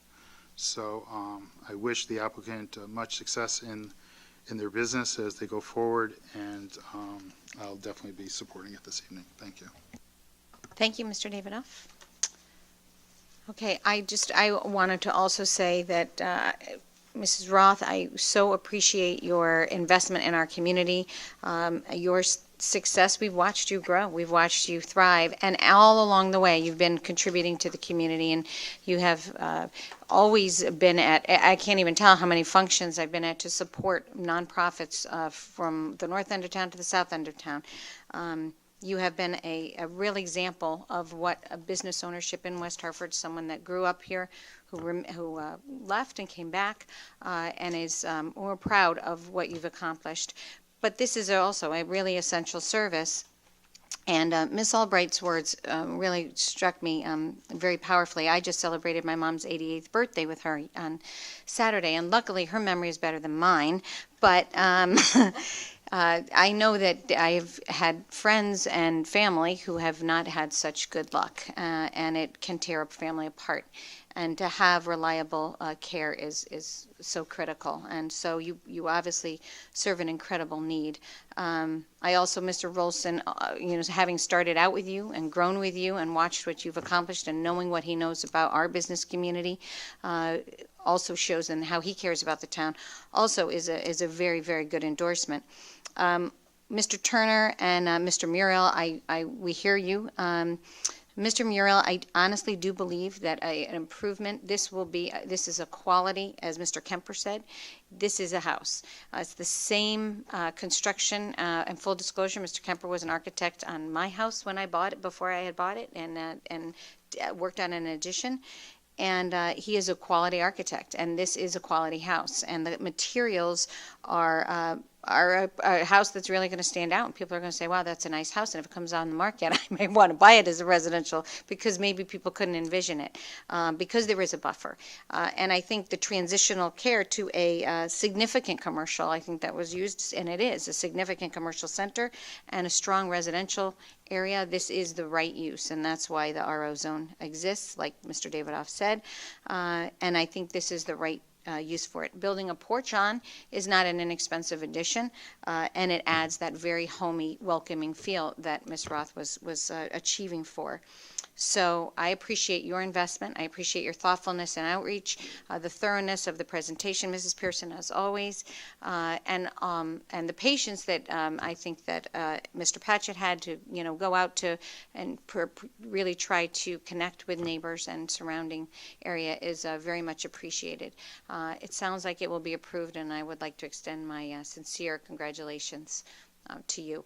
As far as the noise and construction, our zoning does, we have zoning ordinances or ordinances that affect the construction, and if something is in violation, or please call our town staff and it will be looked into.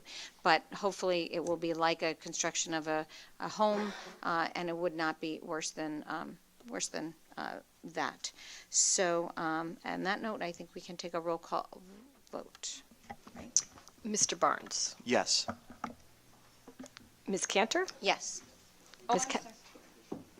So we have to approve those separately? Or? Oh, I'm sorry. I thought, okay. I move that we amend the conditions of approval to include the biennial maintenance of the drainage system. Second. Motion's been made and seconded. All those in favor? Aye. All those opposed? Motion carries. Okay, now roll call vote on the adoption. Okay, Mr. Barnes? Yes again. Okay, Ms. Cantor? Yes. Ms. Casperson? Yes, does his vote count twice? No. Mr. Davidoff? Yes. Mr. Dodge? Yes. Ms. Hall? Yes. Ms. Kerrigan? Mr. Williams? Yes. And Mr. Stafford? Yes. It's unanimous. Again, congratulations. Best of luck. Number 8, Mr. Davidoff. No, thank you. Thank you, Mr. Stafford, for filling in. I apologize. You're just so quiet. This one time. He's nice to have around. Invite him back. Yeah. Okay. Number 8, Mr. Davidoff. I move we adopt an ordinance amending the administrative approval process applicable to special development districts. Second. Motion's been made and seconded. Mr. Laird, do you want to just give us a really quick overview of number 8, the SDD? Sure. As I indicated during the hearing, we have a process that allows the town planner to make certain minor administrative amendments to special development districts, subject to ratification by the council. In recent years, you've seen a number of applications come before you that didn't quite meet the threshold or weren't small enough to meet the threshold for that approval, and yet it didn't make a whole lot of sense that they were in front of you for a full-scale hearing. We have made some very minor adjustments to the ordinance to allow the town planner to approve some slightly larger, if you will, things by way of administrative amendment more often and in more number, but they still require ratification by the council, so there's always that backstop. Wonderful. Okay, and we have to take a roll call vote because this was the subject of a public hearing, so. Ms. Brown. Mr. Barnes? Yes. Ms. Cantor? Yes. Ms. Casperson? Mr. Davidoff? Yes. Mr. Dodge? Yes. Ms. Hall? Yes. Ms. Kerrigan? Mr. Winograd? Yes. And Mr. Williams? Yes. That's unanimous. And in the public hearing, we did read into the record. Do I need to do that again? I don't think so. Okay, number 9, Mr. Davidoff. I move we adopt an ordinance extending the moratorium on the approval of ground-mounted and pole-mounted solar energy systems in residential zones. Motion's been made and seconded. This was also a subject of a public hearing. Mr. Allaire, would you just like to quickly review what that is in case? Should have stayed there. Based on the conversation Kimberly and I are having, I may need the memory care, but this ordinance is simply extending a moratorium that the council already put in place. We need a little bit more time to work on an underlying ordinance that we need to have set for hearing, heard, and adopted before the moratorium expires. We just need an extra couple of months, and that's what you're doing tonight. Thank you very much. So this was also subject of a public hearing, and I think needs to be a roll call. Mr. Barnes? Yes. Ms. Cantor? Yes. Ms. Casperson? Yes. Mr. Davidoff? Yes. Mr. Dodge? Yes. Ms. Hall? Ms. Kerrigan? Mr. Winograd? Yes. And Mr. Williams? Yes. That's unanimous. Okay, number 10, Mr. Davidoff. An ordinance regulating barbering, hairdressing, cosmetology, nail, tanning, tattoo, and body piercing salons. I move we set a public hearing on August 23rd, 2016 at 6 p.m. in the legislative chambers. Motion's been made and seconded. All those in favor? Aye. All those opposed? Motion carries. Number 11, Mr. Davidoff. An ordinance revising policies and procedures for the collection of refuge. I move that we set for public hearing on September 13th, 2016 at 7 p.m. in the legislative chamber and refer to TPZ and CROG. Motion's been made and seconded. All those in favor? Aye. All those opposed? Motion carries. Number 12, Mr. Davidoff. A resolution setting the salary of the town manager. I move we adopt. Motion's been made and seconded. I'm just going to start by saying that we are adjusting the town manager's salary 2%. The last time it was adjusted was 2014. And he will be well in a range of town managers in similar towns. We did compare through CCM what town managers do earn. This is an extremely professional, seasoned, hardworking, effective town manager that's probably the top of if not only in the state but maybe in the country. And this isn't. It's never enough when you work in I think, government or the public, but this is a little way to say thank you very much. And I just, again, want to tell our public, I don't think you understand how lucky we have been to have Ron Van Winkle as our town manager. So, anyway, anybody else like to? Mrs. Hall. I just wanted to reinforce what the mayor just said. We are extremely lucky. I value your counsel, your hard work, your depth of experience with the town, your willingness to entertain any question from all of us, and the town is extremely lucky to have had your service all this time. And again, while I wish it were more, I know that you are also a public servant who understands that we're always trying to balance our taxpayers' issues as well as what we want to do to retain and attract good employees. So thank you. Thank you, Mrs. Hall. Mr. Barnes. Thank you. Ron, the raise is well-deserved. Thank you for your many years of service to the town. We appreciate your your leadership, and drinks are on you tonight. That would be unethical.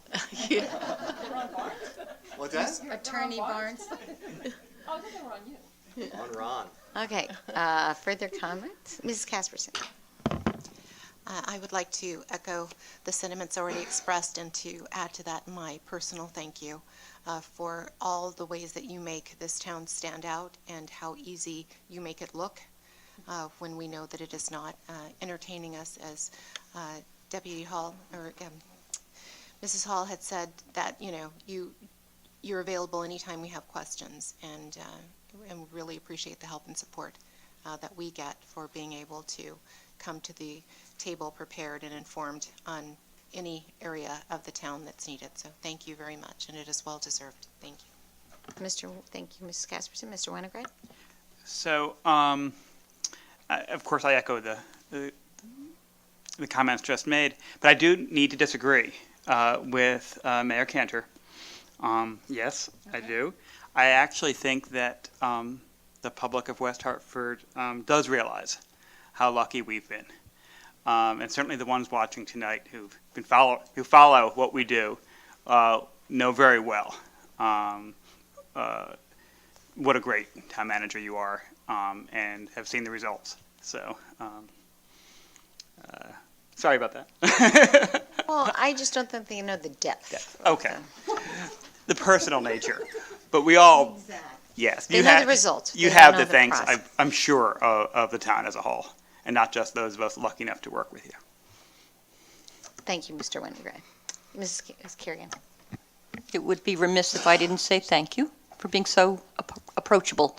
Always, your door's always open, and you're always almost knowing what questions I am about to ask or something. You do a nice little explanation for those beginner town councilors, so I appreciate it. Well-deserved, and thank you for your hard work. Thank you, Mrs. Kerrigan. Mr. Williams? Thank you, Madam Mayor. Mr. Van Winkle, since we're on the record. Just like to reiterate the thoughts here, and as someone who's been on the council, for just 7 months, you've really, I think, gone out of your way to help point me to material facts and help me get sort of the institutional knowledge to help move forward. I do want to say something that I do notice about you that I think says something about your character. Whenever we have high school students that come to our meetings, the committee meetings, I notice you always make sure that they have a place to sit and that they're part of the process. And I think that speaks well of you and who you are. And so thank you. That's very nice. Mr. David? Thank you, Madam Mayor. Mr. Manager, Mr. Van Winkle, I've had many seats around this table in terms of positions of where I've been seated, but one of my more enjoyable ones is when I was sitting next to you and getting, early on in the career, getting a lot of information from you and tidbits as to this is the right thing to ask, no, this isn't the right thing to ask, and I've learned a lot.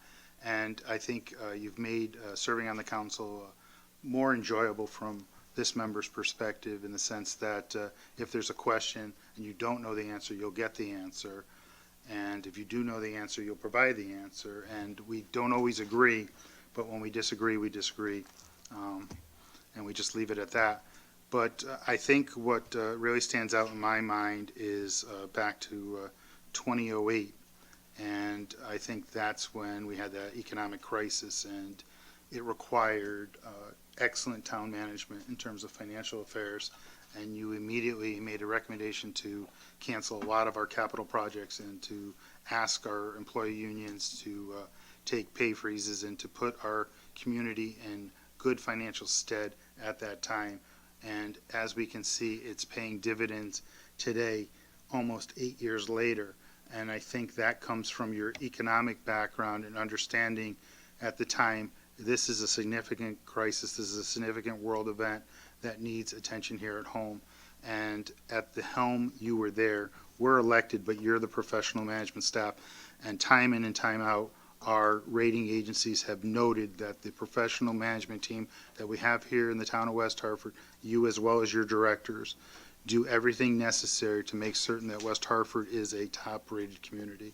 And I believe that because of all your efforts and those in your management style, we're able to achieve that.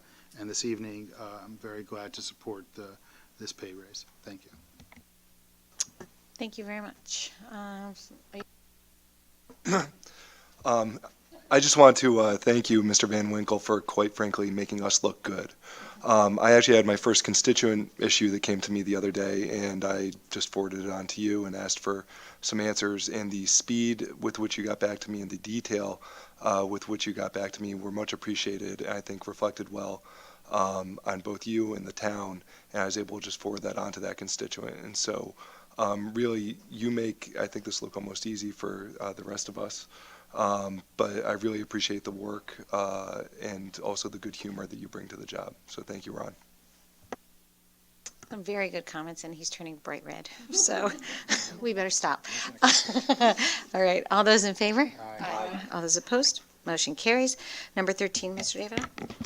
I move we adopt a resolution to appoint Patrick Allaire as Corporation Counsel for the remainder of the 2015-2017 term. Motion's made and seconded, but I'm going to start by saying that we actually have accepted the resignation. Mr. O'Brien wrote us a letter of resignation. Unfortunately, we're accepting it, but and we are sad to see you go. You are, I have to pull up, because it's actually more than like a few lines of what he's done for our town. Longest serving corp counsel, right, since December 11th, 2001. You were elected to the town council in November 1983 until November 1991, and served as deputy mayor from 1985 to 1987. So an incredible longevity with the town, serving the town in many capacities, and as an elected official and then as corporation counsel. So I just, bear with me just a little longer. The Corporation Counsel's office, and they're here now. They're all here, filling up the room. Small office, 2 professional attorneys and the corp counsel, which is a part-time position and juggles a full-time job as well. It's an incredibly varied responsibility, demanding and varied job. And when my husband's a lawyer. He knows patent law, and there's a lot of things in patent law that are important. And he knows it very well. And he's a great lawyer, seriously. He is. He's in a plane, but he is. If he was listening, I'd have to talk a little longer, but he's not. So, but the amount of different disciplines that you have to do. First of all, the definition of the Corporation Counsel's office provides legal service for all matters relating to the town. The school department and the Board of Education provides appropriate liaison with legal counsel for the town's insurance carrier and for outside legal counsel, including labor counsel and bond counsel. This office also provides representation to the town in court and before the town and outside administrative agencies. The office provides legal services to the town departments and agencies, but does not provide, I thought this was fun, but does not provide private legal advice to residents or the public at large. So that's a different type of lawyer. But from education law, employment and labor law, contracts, real estate, property, personal injury, criminal, finance and bond counsel, it's incredible. The amount of, the depth of all that you work on, I'm talking to all 3 of you, but that that you have had to become engaged in and know, and we are very, very lucky to have had your service for so long. So before we get to appointing that discussion, but just to move to Pat, Mr. Allaire has August 1st will be 30 years. And I think you're on a plane to Iceland on that day, or will have just arrived or something. All right. And has been served as deputy corp counsel for the town for 30 years. And with such, everywhere I go in the state, where I say I'm from West Hartford, and they go, oh, it's that, you have that lawyer. And you are thought of, no, you are an institution. Sorry. And you have really made us, again, stellar in the eyes of our peers. You know your business and your work, and you have an incredible depth of experience. And we are lucky to have you moving into the deputy corp spot. It will give you a little structure the corp spot, I'm sorry. It will give you a teeny bit of structure in your retirement. And we're really, really lucky to have your knowledge, your expertise, your humor. You're a Renaissance man. We don't want you climbing any more ladders. But anyway, so I'll be thrilled to vote yes for you as a retainer for Corp Counsel. Anybody else? Mr. Barnes? Thank you. A couple things. Thank you to Mr. O'Brien for your many years of service. That was quite a distinguished career you've had working with the town, and so thank you. We've enjoyed having you. With respect to Mr. Allaire over there, from helipads to zoning and renewable energy to tax issues to whatever it is, and something that the mayor just mentioned, when you fell off your ladder and broke your ribs, was right around the time we were having the hearing on the hotel, on the Delamar Hotel, and I had some questions about the contract, and I received legal advice from you, I think while you were under the influence in the hospital. But I will tell you, while you were in the hospital, you provided answers to all my questions, and it was much appreciated. So obviously a man very dedicated to his job. In the middle of my comments, I actually have a question, if I could, about what we're going to do here tonight with respect to the resolution and the legal services agreement that's attached to it. And I'm not sure who to direct it to, but while I have the mic, I'm going to take up my time here. With respect to the legal services agreement, I just wanted to know if we had an agreement like this in place with respect to Mr. O'Brien's services. And if not, why not, and why do we have this agreement? I don't believe we had an agreement like this with respect to my services. The West Hartford Town Charter spells out what the duties of the Corporation Council are. So the agreement was always an oral agreement. It was the exact same compensation as Mr. Allaire is going to get. It's just like me. I've never been an employee of the town. I've never received any benefits from the town, such as health care, et cetera. Mm-hmm. And I've always been under contract. So really, because I read this whole thing and I said, that's everything that I was doing. So it's just been put into writing. It's really everything previous corporation councils have been doing. Okay, very good.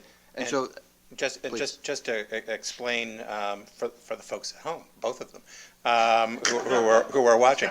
Actually, in my house, only one. But in the last couple of years, a question has surfaced through the Connecticut Association of Municipal Attorneys, which I sit on the board of, about, does your town have a written retainer agreement for your corporation council? Do you have an employment agreement? Do you have contracts?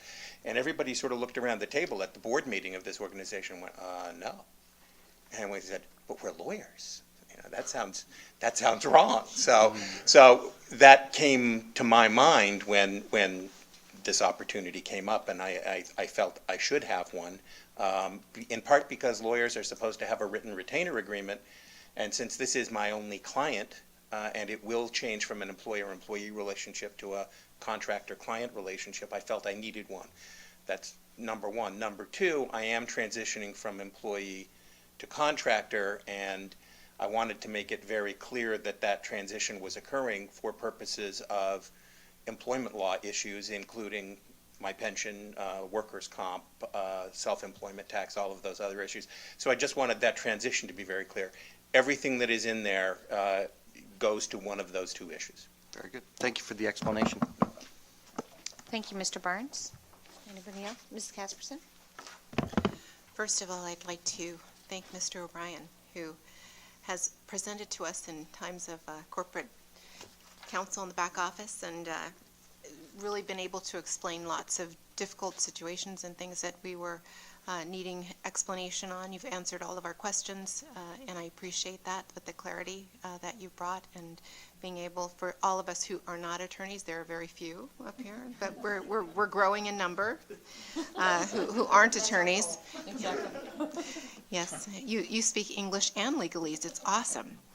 So, but I'm looking forward to, as we all should, next steps and next phases, and so we will welcome you, Pat.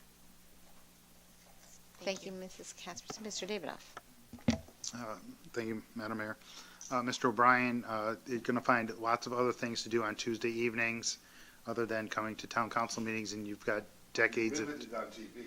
Right. And should the NFL start playing games on Tuesday nights, you'll be in a great position to watch them.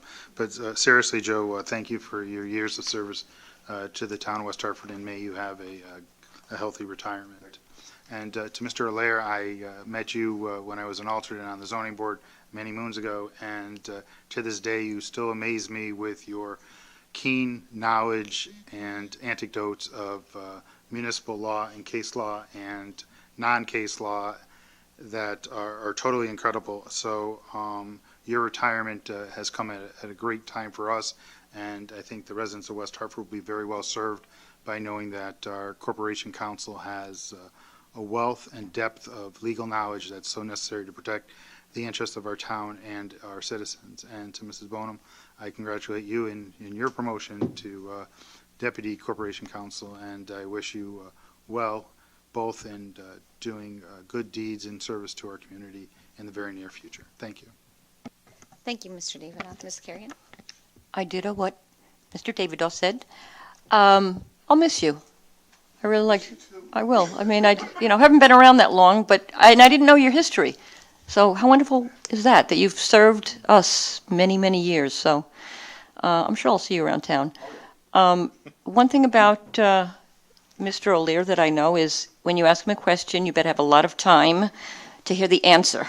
Much like my dad, it was like this long history thing. So I look forward to our continued relationship. So congratulations to everybody. Thank you, Ms. Kerrigan. Do you want to say something, Mrs. Hall? Sure. Yeah, okay.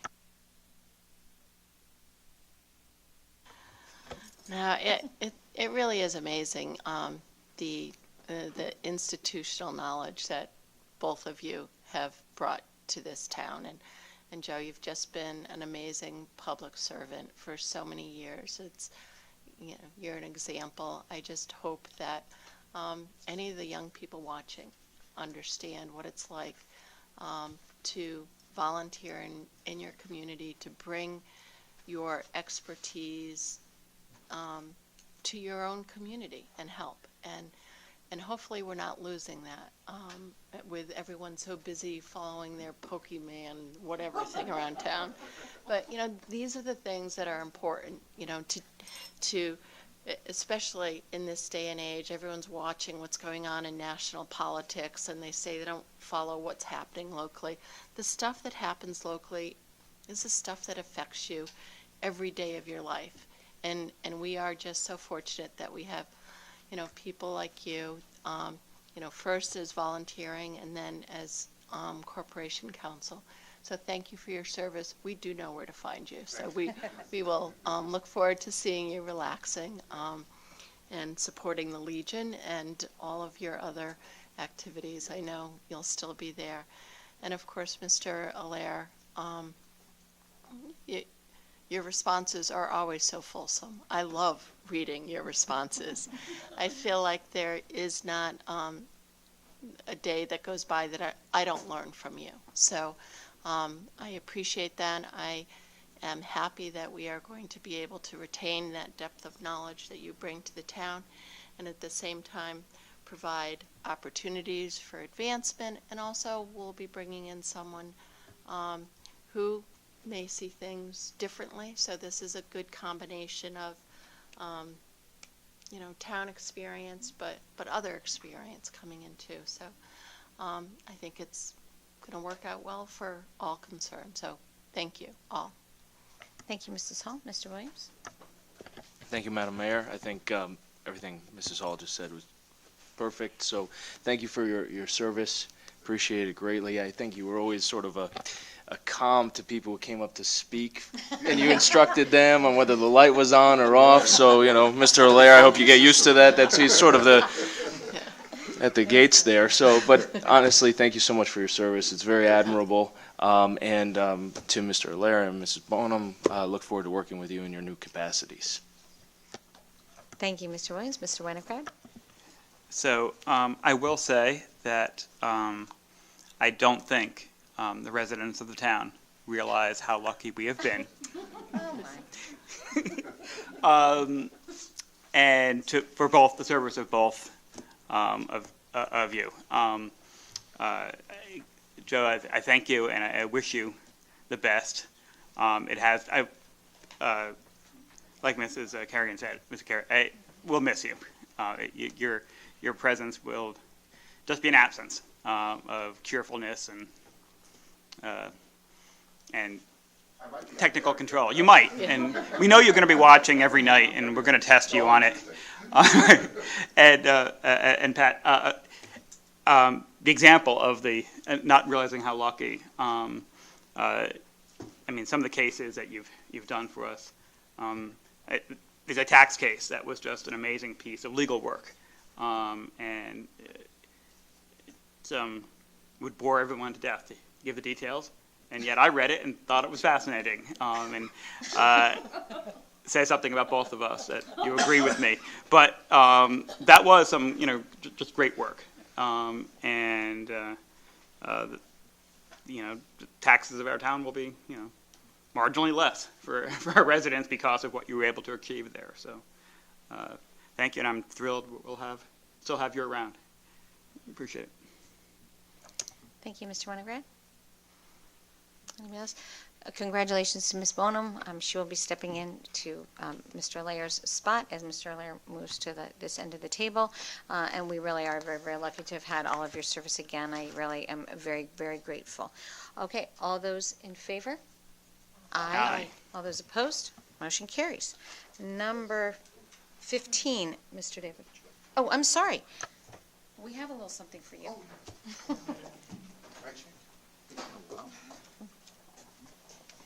Your chair. Oh, wait, let me just describe.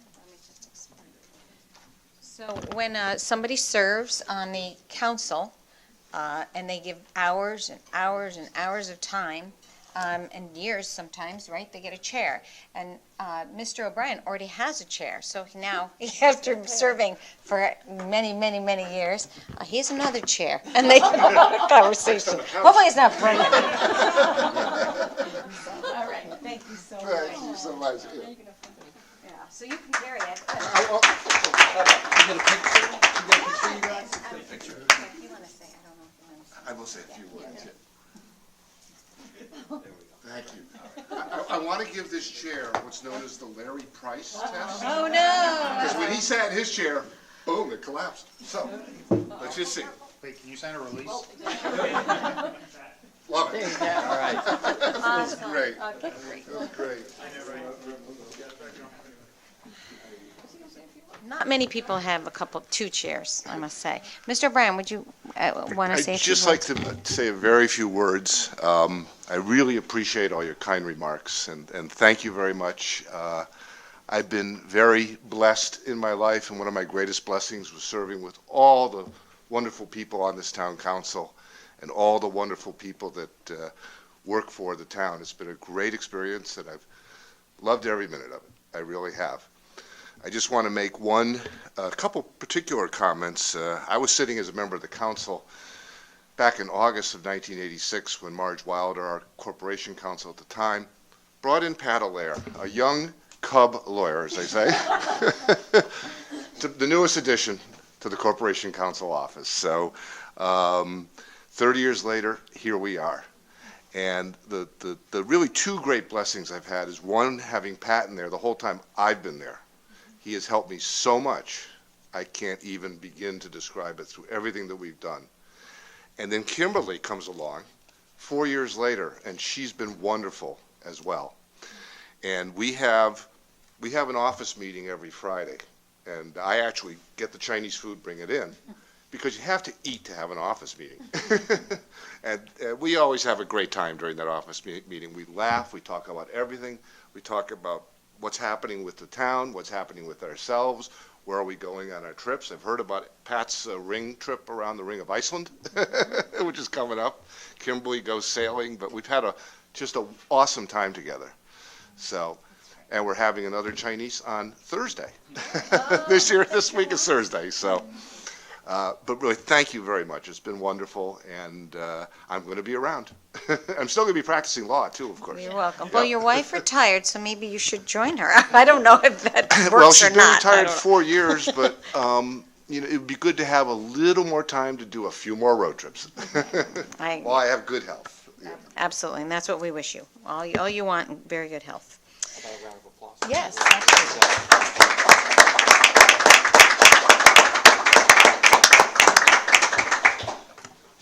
Again, thank you. Number 15, Mr. Davidoff. I move we adopt a resolution concerning the waiver of the fee required for an amendment to Special Services District Number 125. Motion's been made and seconded. Mr. Van Winkle, would you like to just briefly? Sure.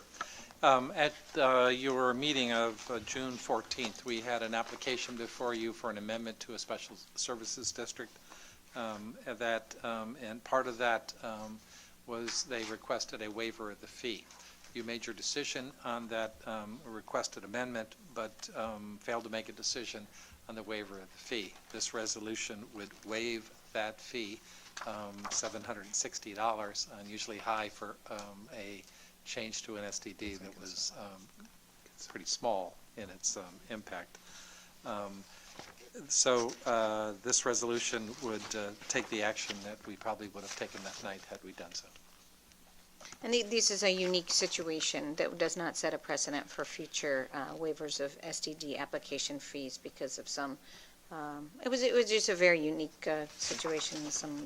I would say there was some confusion with town staff in trying to help them get to how to make this change, that they felt that this was going to be easy to do, and it's not easy to do, and we're still considering the question they raised with us, and we'll be coming back to you in the near future with some thoughts on that. Okay. Thank you. All those, anybody else? Okay. All those in favor? Aye. All those opposed? Motion carries. Number 16, Mr. David.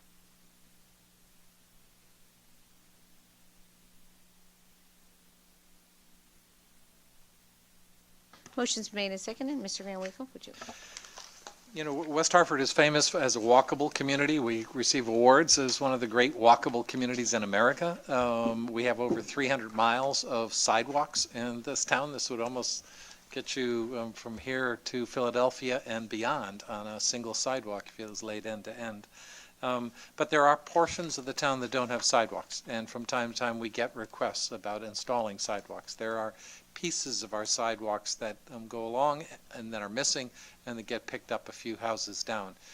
So over the years we've made improvements to our sidewalk by adding additional sidewalks.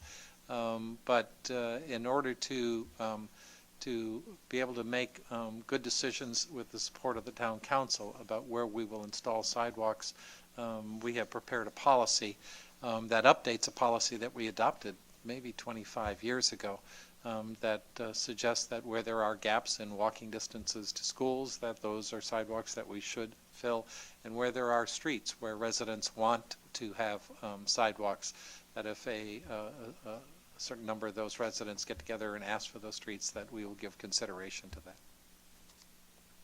Thank you, Mr. Van Winkle. Any questions or comments? Okay. All those in favor? Aye. All those opposed? Motion carries. Number 18, Mr. David. I move we adopt a resolution authorizing suspense of taxes owed on the 2012 grand list for motor vehicles and personal property. Motion's been made and seconded. Mr. Van Winkle. You do this every year about this time. This is taxes levied on the 2012 grand list that we deem uncollectible at this time. We take them off of our books. It doesn't mean that we stop trying to collect them. It seems amazing that we would have taxes that we don't collect from 12, but these are primarily on cars that may have been in this community. Maybe a student was here, lived here, should have paid taxes on the car, but left before the bill came.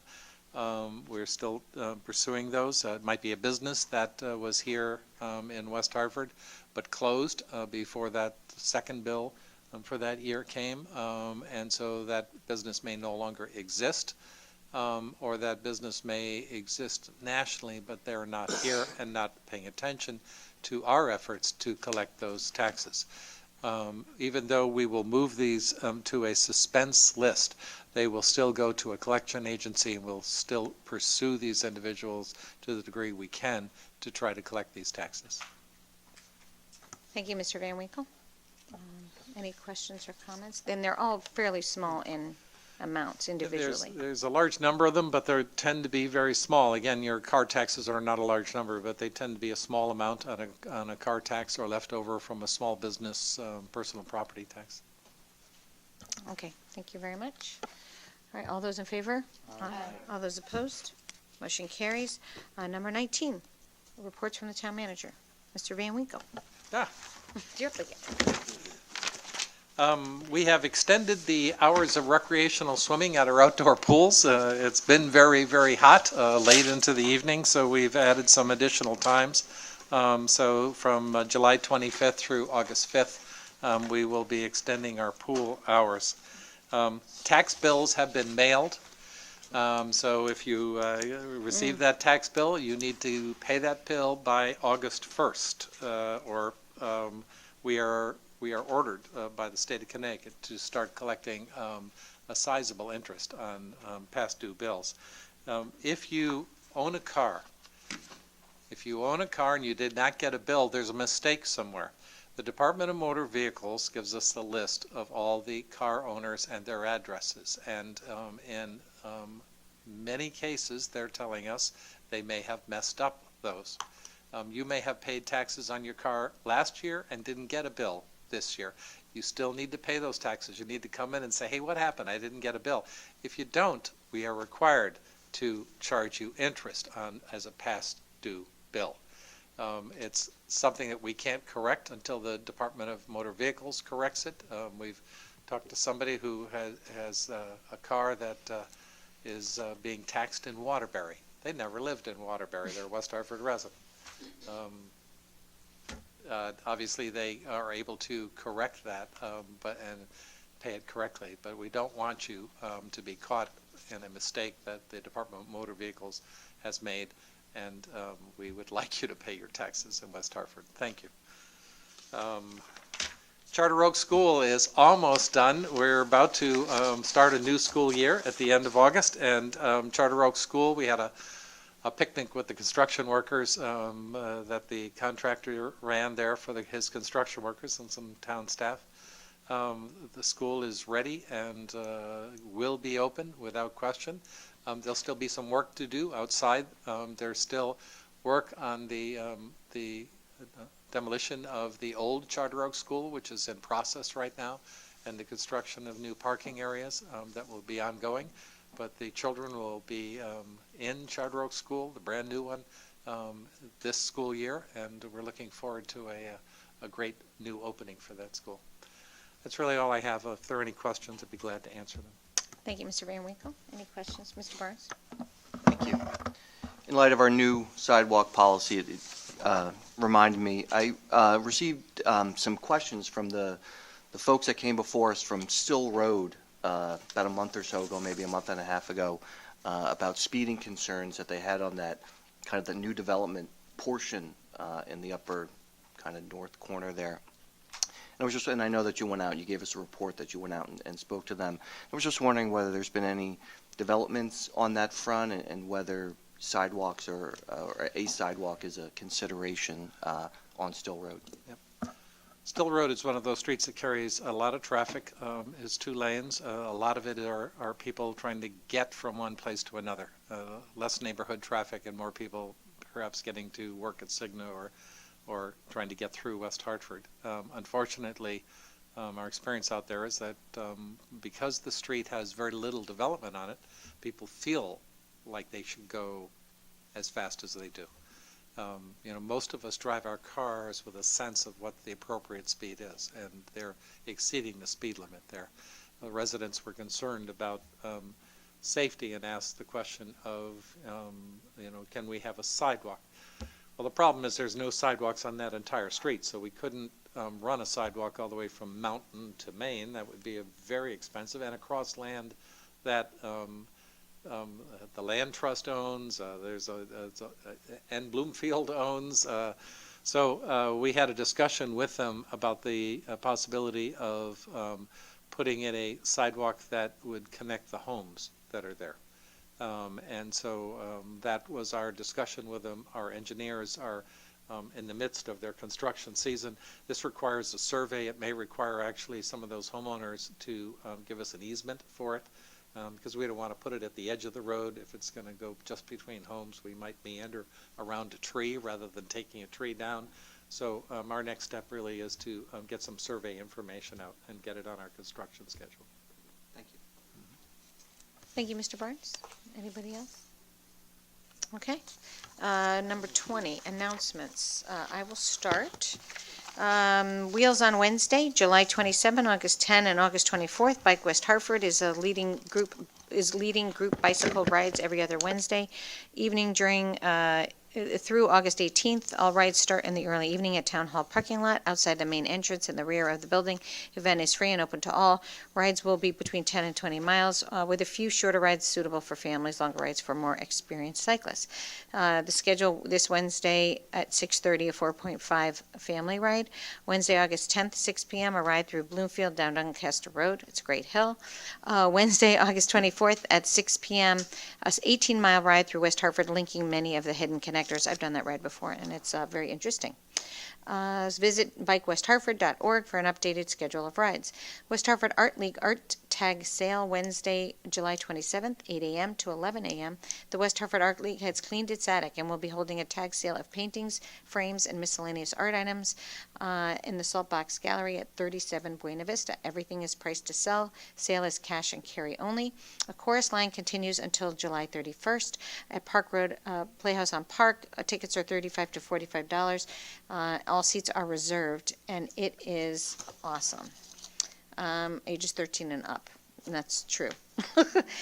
Shakespeare Under the Stars, July 14th to 31st. This summer, Capitol Classics stages a play as timely as now, as it was over 400 years ago, Othello, Shakespeare's tale of jealousy, duplicity, and destruction. The play will run for 3 weekends, July 14th through 31st, outdoors on the grounds of University of St. Joseph. Performances are held Thursday, Friday, and Saturday, 7:30 p.m., and Sundays at 5:30 p.m. Tickets are $15 for adults, $10 for students and seniors, available at the door at the Francis Driscoll box office. West Hartford Chamber of Commerce 30th Annual Golf Tournament, August 29th at 11 a.m. Is a great event to get together with Chamber members for 18 holes of golf at Hartford Golf Club, 134 Norwood Road. Enjoy dinner, drinks, raffle prizes, and donated by member businesses. This event attracts over 200. Register today at www.whchamber.com. Food pantry needs your help. The summers are always a time that students do not get meals through the schools, and we have to remember that we have to bring food to them, the people in need. So the pantry relies solely on donations from the community to assist local residents. You can support these efforts by donating groceries and organizing a neighborhood food drive, or making a financial contribution to the town that cares. We currently need the following non-perishable food items: cereal, pasta sauce, tuna, canned fruit, baked beans, canned pasta, SpaghettiOs in quotes, peanut butter, rice, macaroni and cheese, and pasta. It is very helpful to receive regular size items instead of family sizes, so that we can distribute to a variety of items to each family. Beauty and the Beast, July 28th through 31st. The West Hartford Summer Arts Festival proudly presents Beauty and the Beast. Performances are held at Northwest Catholic High School on July 28th, 29th, 30th, and 31st at 2 p.m. Those are at 7, and the 31st on Sunday is at 2 p.m. 1 hour prior to each performance, there will be a fairy tale festival with games, art, activities, food, and fun for audience members, plus the opportunity for children to get autographs and have pictures taken with their favorite characters. Tickets for Beauty and the Beast may be purchased online, www.westhartfordsaf.com, or at the box office at Northwest High School from 5 to 7:30. It is their 40th year, and they have a really quality performance all the time. Also, we all got at our desk Feast on the Farm. This is a 4-course dinner that features locally grown produce and products, and highlights the talent of Chef Dorian Puka. He is amazing. It is Friday, September 30th, 6 to 9, and the proceeds go to Westmore Park to benefit Westmore Park. And he is the owner of Treva Aver and the new restaurant coming, the Mediterranean restaurant, and I don't remember the name of it. Sorry, Dorian. He also hosted Nuns on the Bus on Sunday, which was very interesting. Wonderful. Anyway, okay. Anybody else? Mr. Barnes. Just a quick announcement. Tomorrow night is the Taste of Blueback and the Center from 5 to 8 o'clock. There'll be, I think it is the first one for Blueback and the Center, although we've had taste ofs from other parts of town. It's the first one here in the center. A lot of restaurants in town will be there serving up their food. It's a nice evening, so people can come out and support it. I believe the proceeds go, huh? I thought it was sold out too. If I it's didn't sold know you out, could then get- maybe next year you can make it. But if you have a ticket, you're fortunate. Proceeds, I believe, go to Noah Webster. Noah Webster, so. Thank you, Mr. Barnes. Mr. David F. To all registered Democrats in town, August 9th, there is a primary election for the office of Judge of Probate. Absentee ballots are currently available. Election takes place at your regular polling places between the hours of 6 a.m. to 8 p.m. So if you're a registered Democratic voter, I hope you go out to vote for one of the two candidates on the ballot. And if you're out of town, you can either get an absentee ballot or come in person and vote while the office is open. Any other? Okay. Number 21, reports from Corporation Counsel. Mr. O'Brien. Well, I was hoping I'd have one last executive session tonight, but I think next time you might have to have one. I don't know. But no executive session tonight. No more reports. And again, God bless you all. And I really enjoyed serving with you all these years. Thank you. You too, Joe. All the best. Number 22, Mr. David F. You have a appointment? Yes, Madam Mayor, I move that we appoint Liam Sweeney as Town Council zoning alternate for a term ending 12/31/2019. Motion's been made and seconded. All those in favor? Aye. All those opposed? Motion carries. Number 30, Mr. David F. I move the adoption of the consent calendar. Motion's been made and seconded. All those in favor? Aye. All those opposed? Motion carries. Number 31 from Joe O'Brien, 7/18/2016. I'm doing this one, sorry. Resigning as Corporation Counsel again. Thank you for your service. 31. I'm sorry? Move we receive. Move that we, okay. I'm moving we receive. Your second? Yep. Okay. Motion's been made and seconded. All those in favor? Aye. All those opposed? Motion carries. No petitions, no executive session. I move that we adjourn. Second. Motion's made and seconded. All those in favor? Aye. All those opposed? Motion carries. Aye.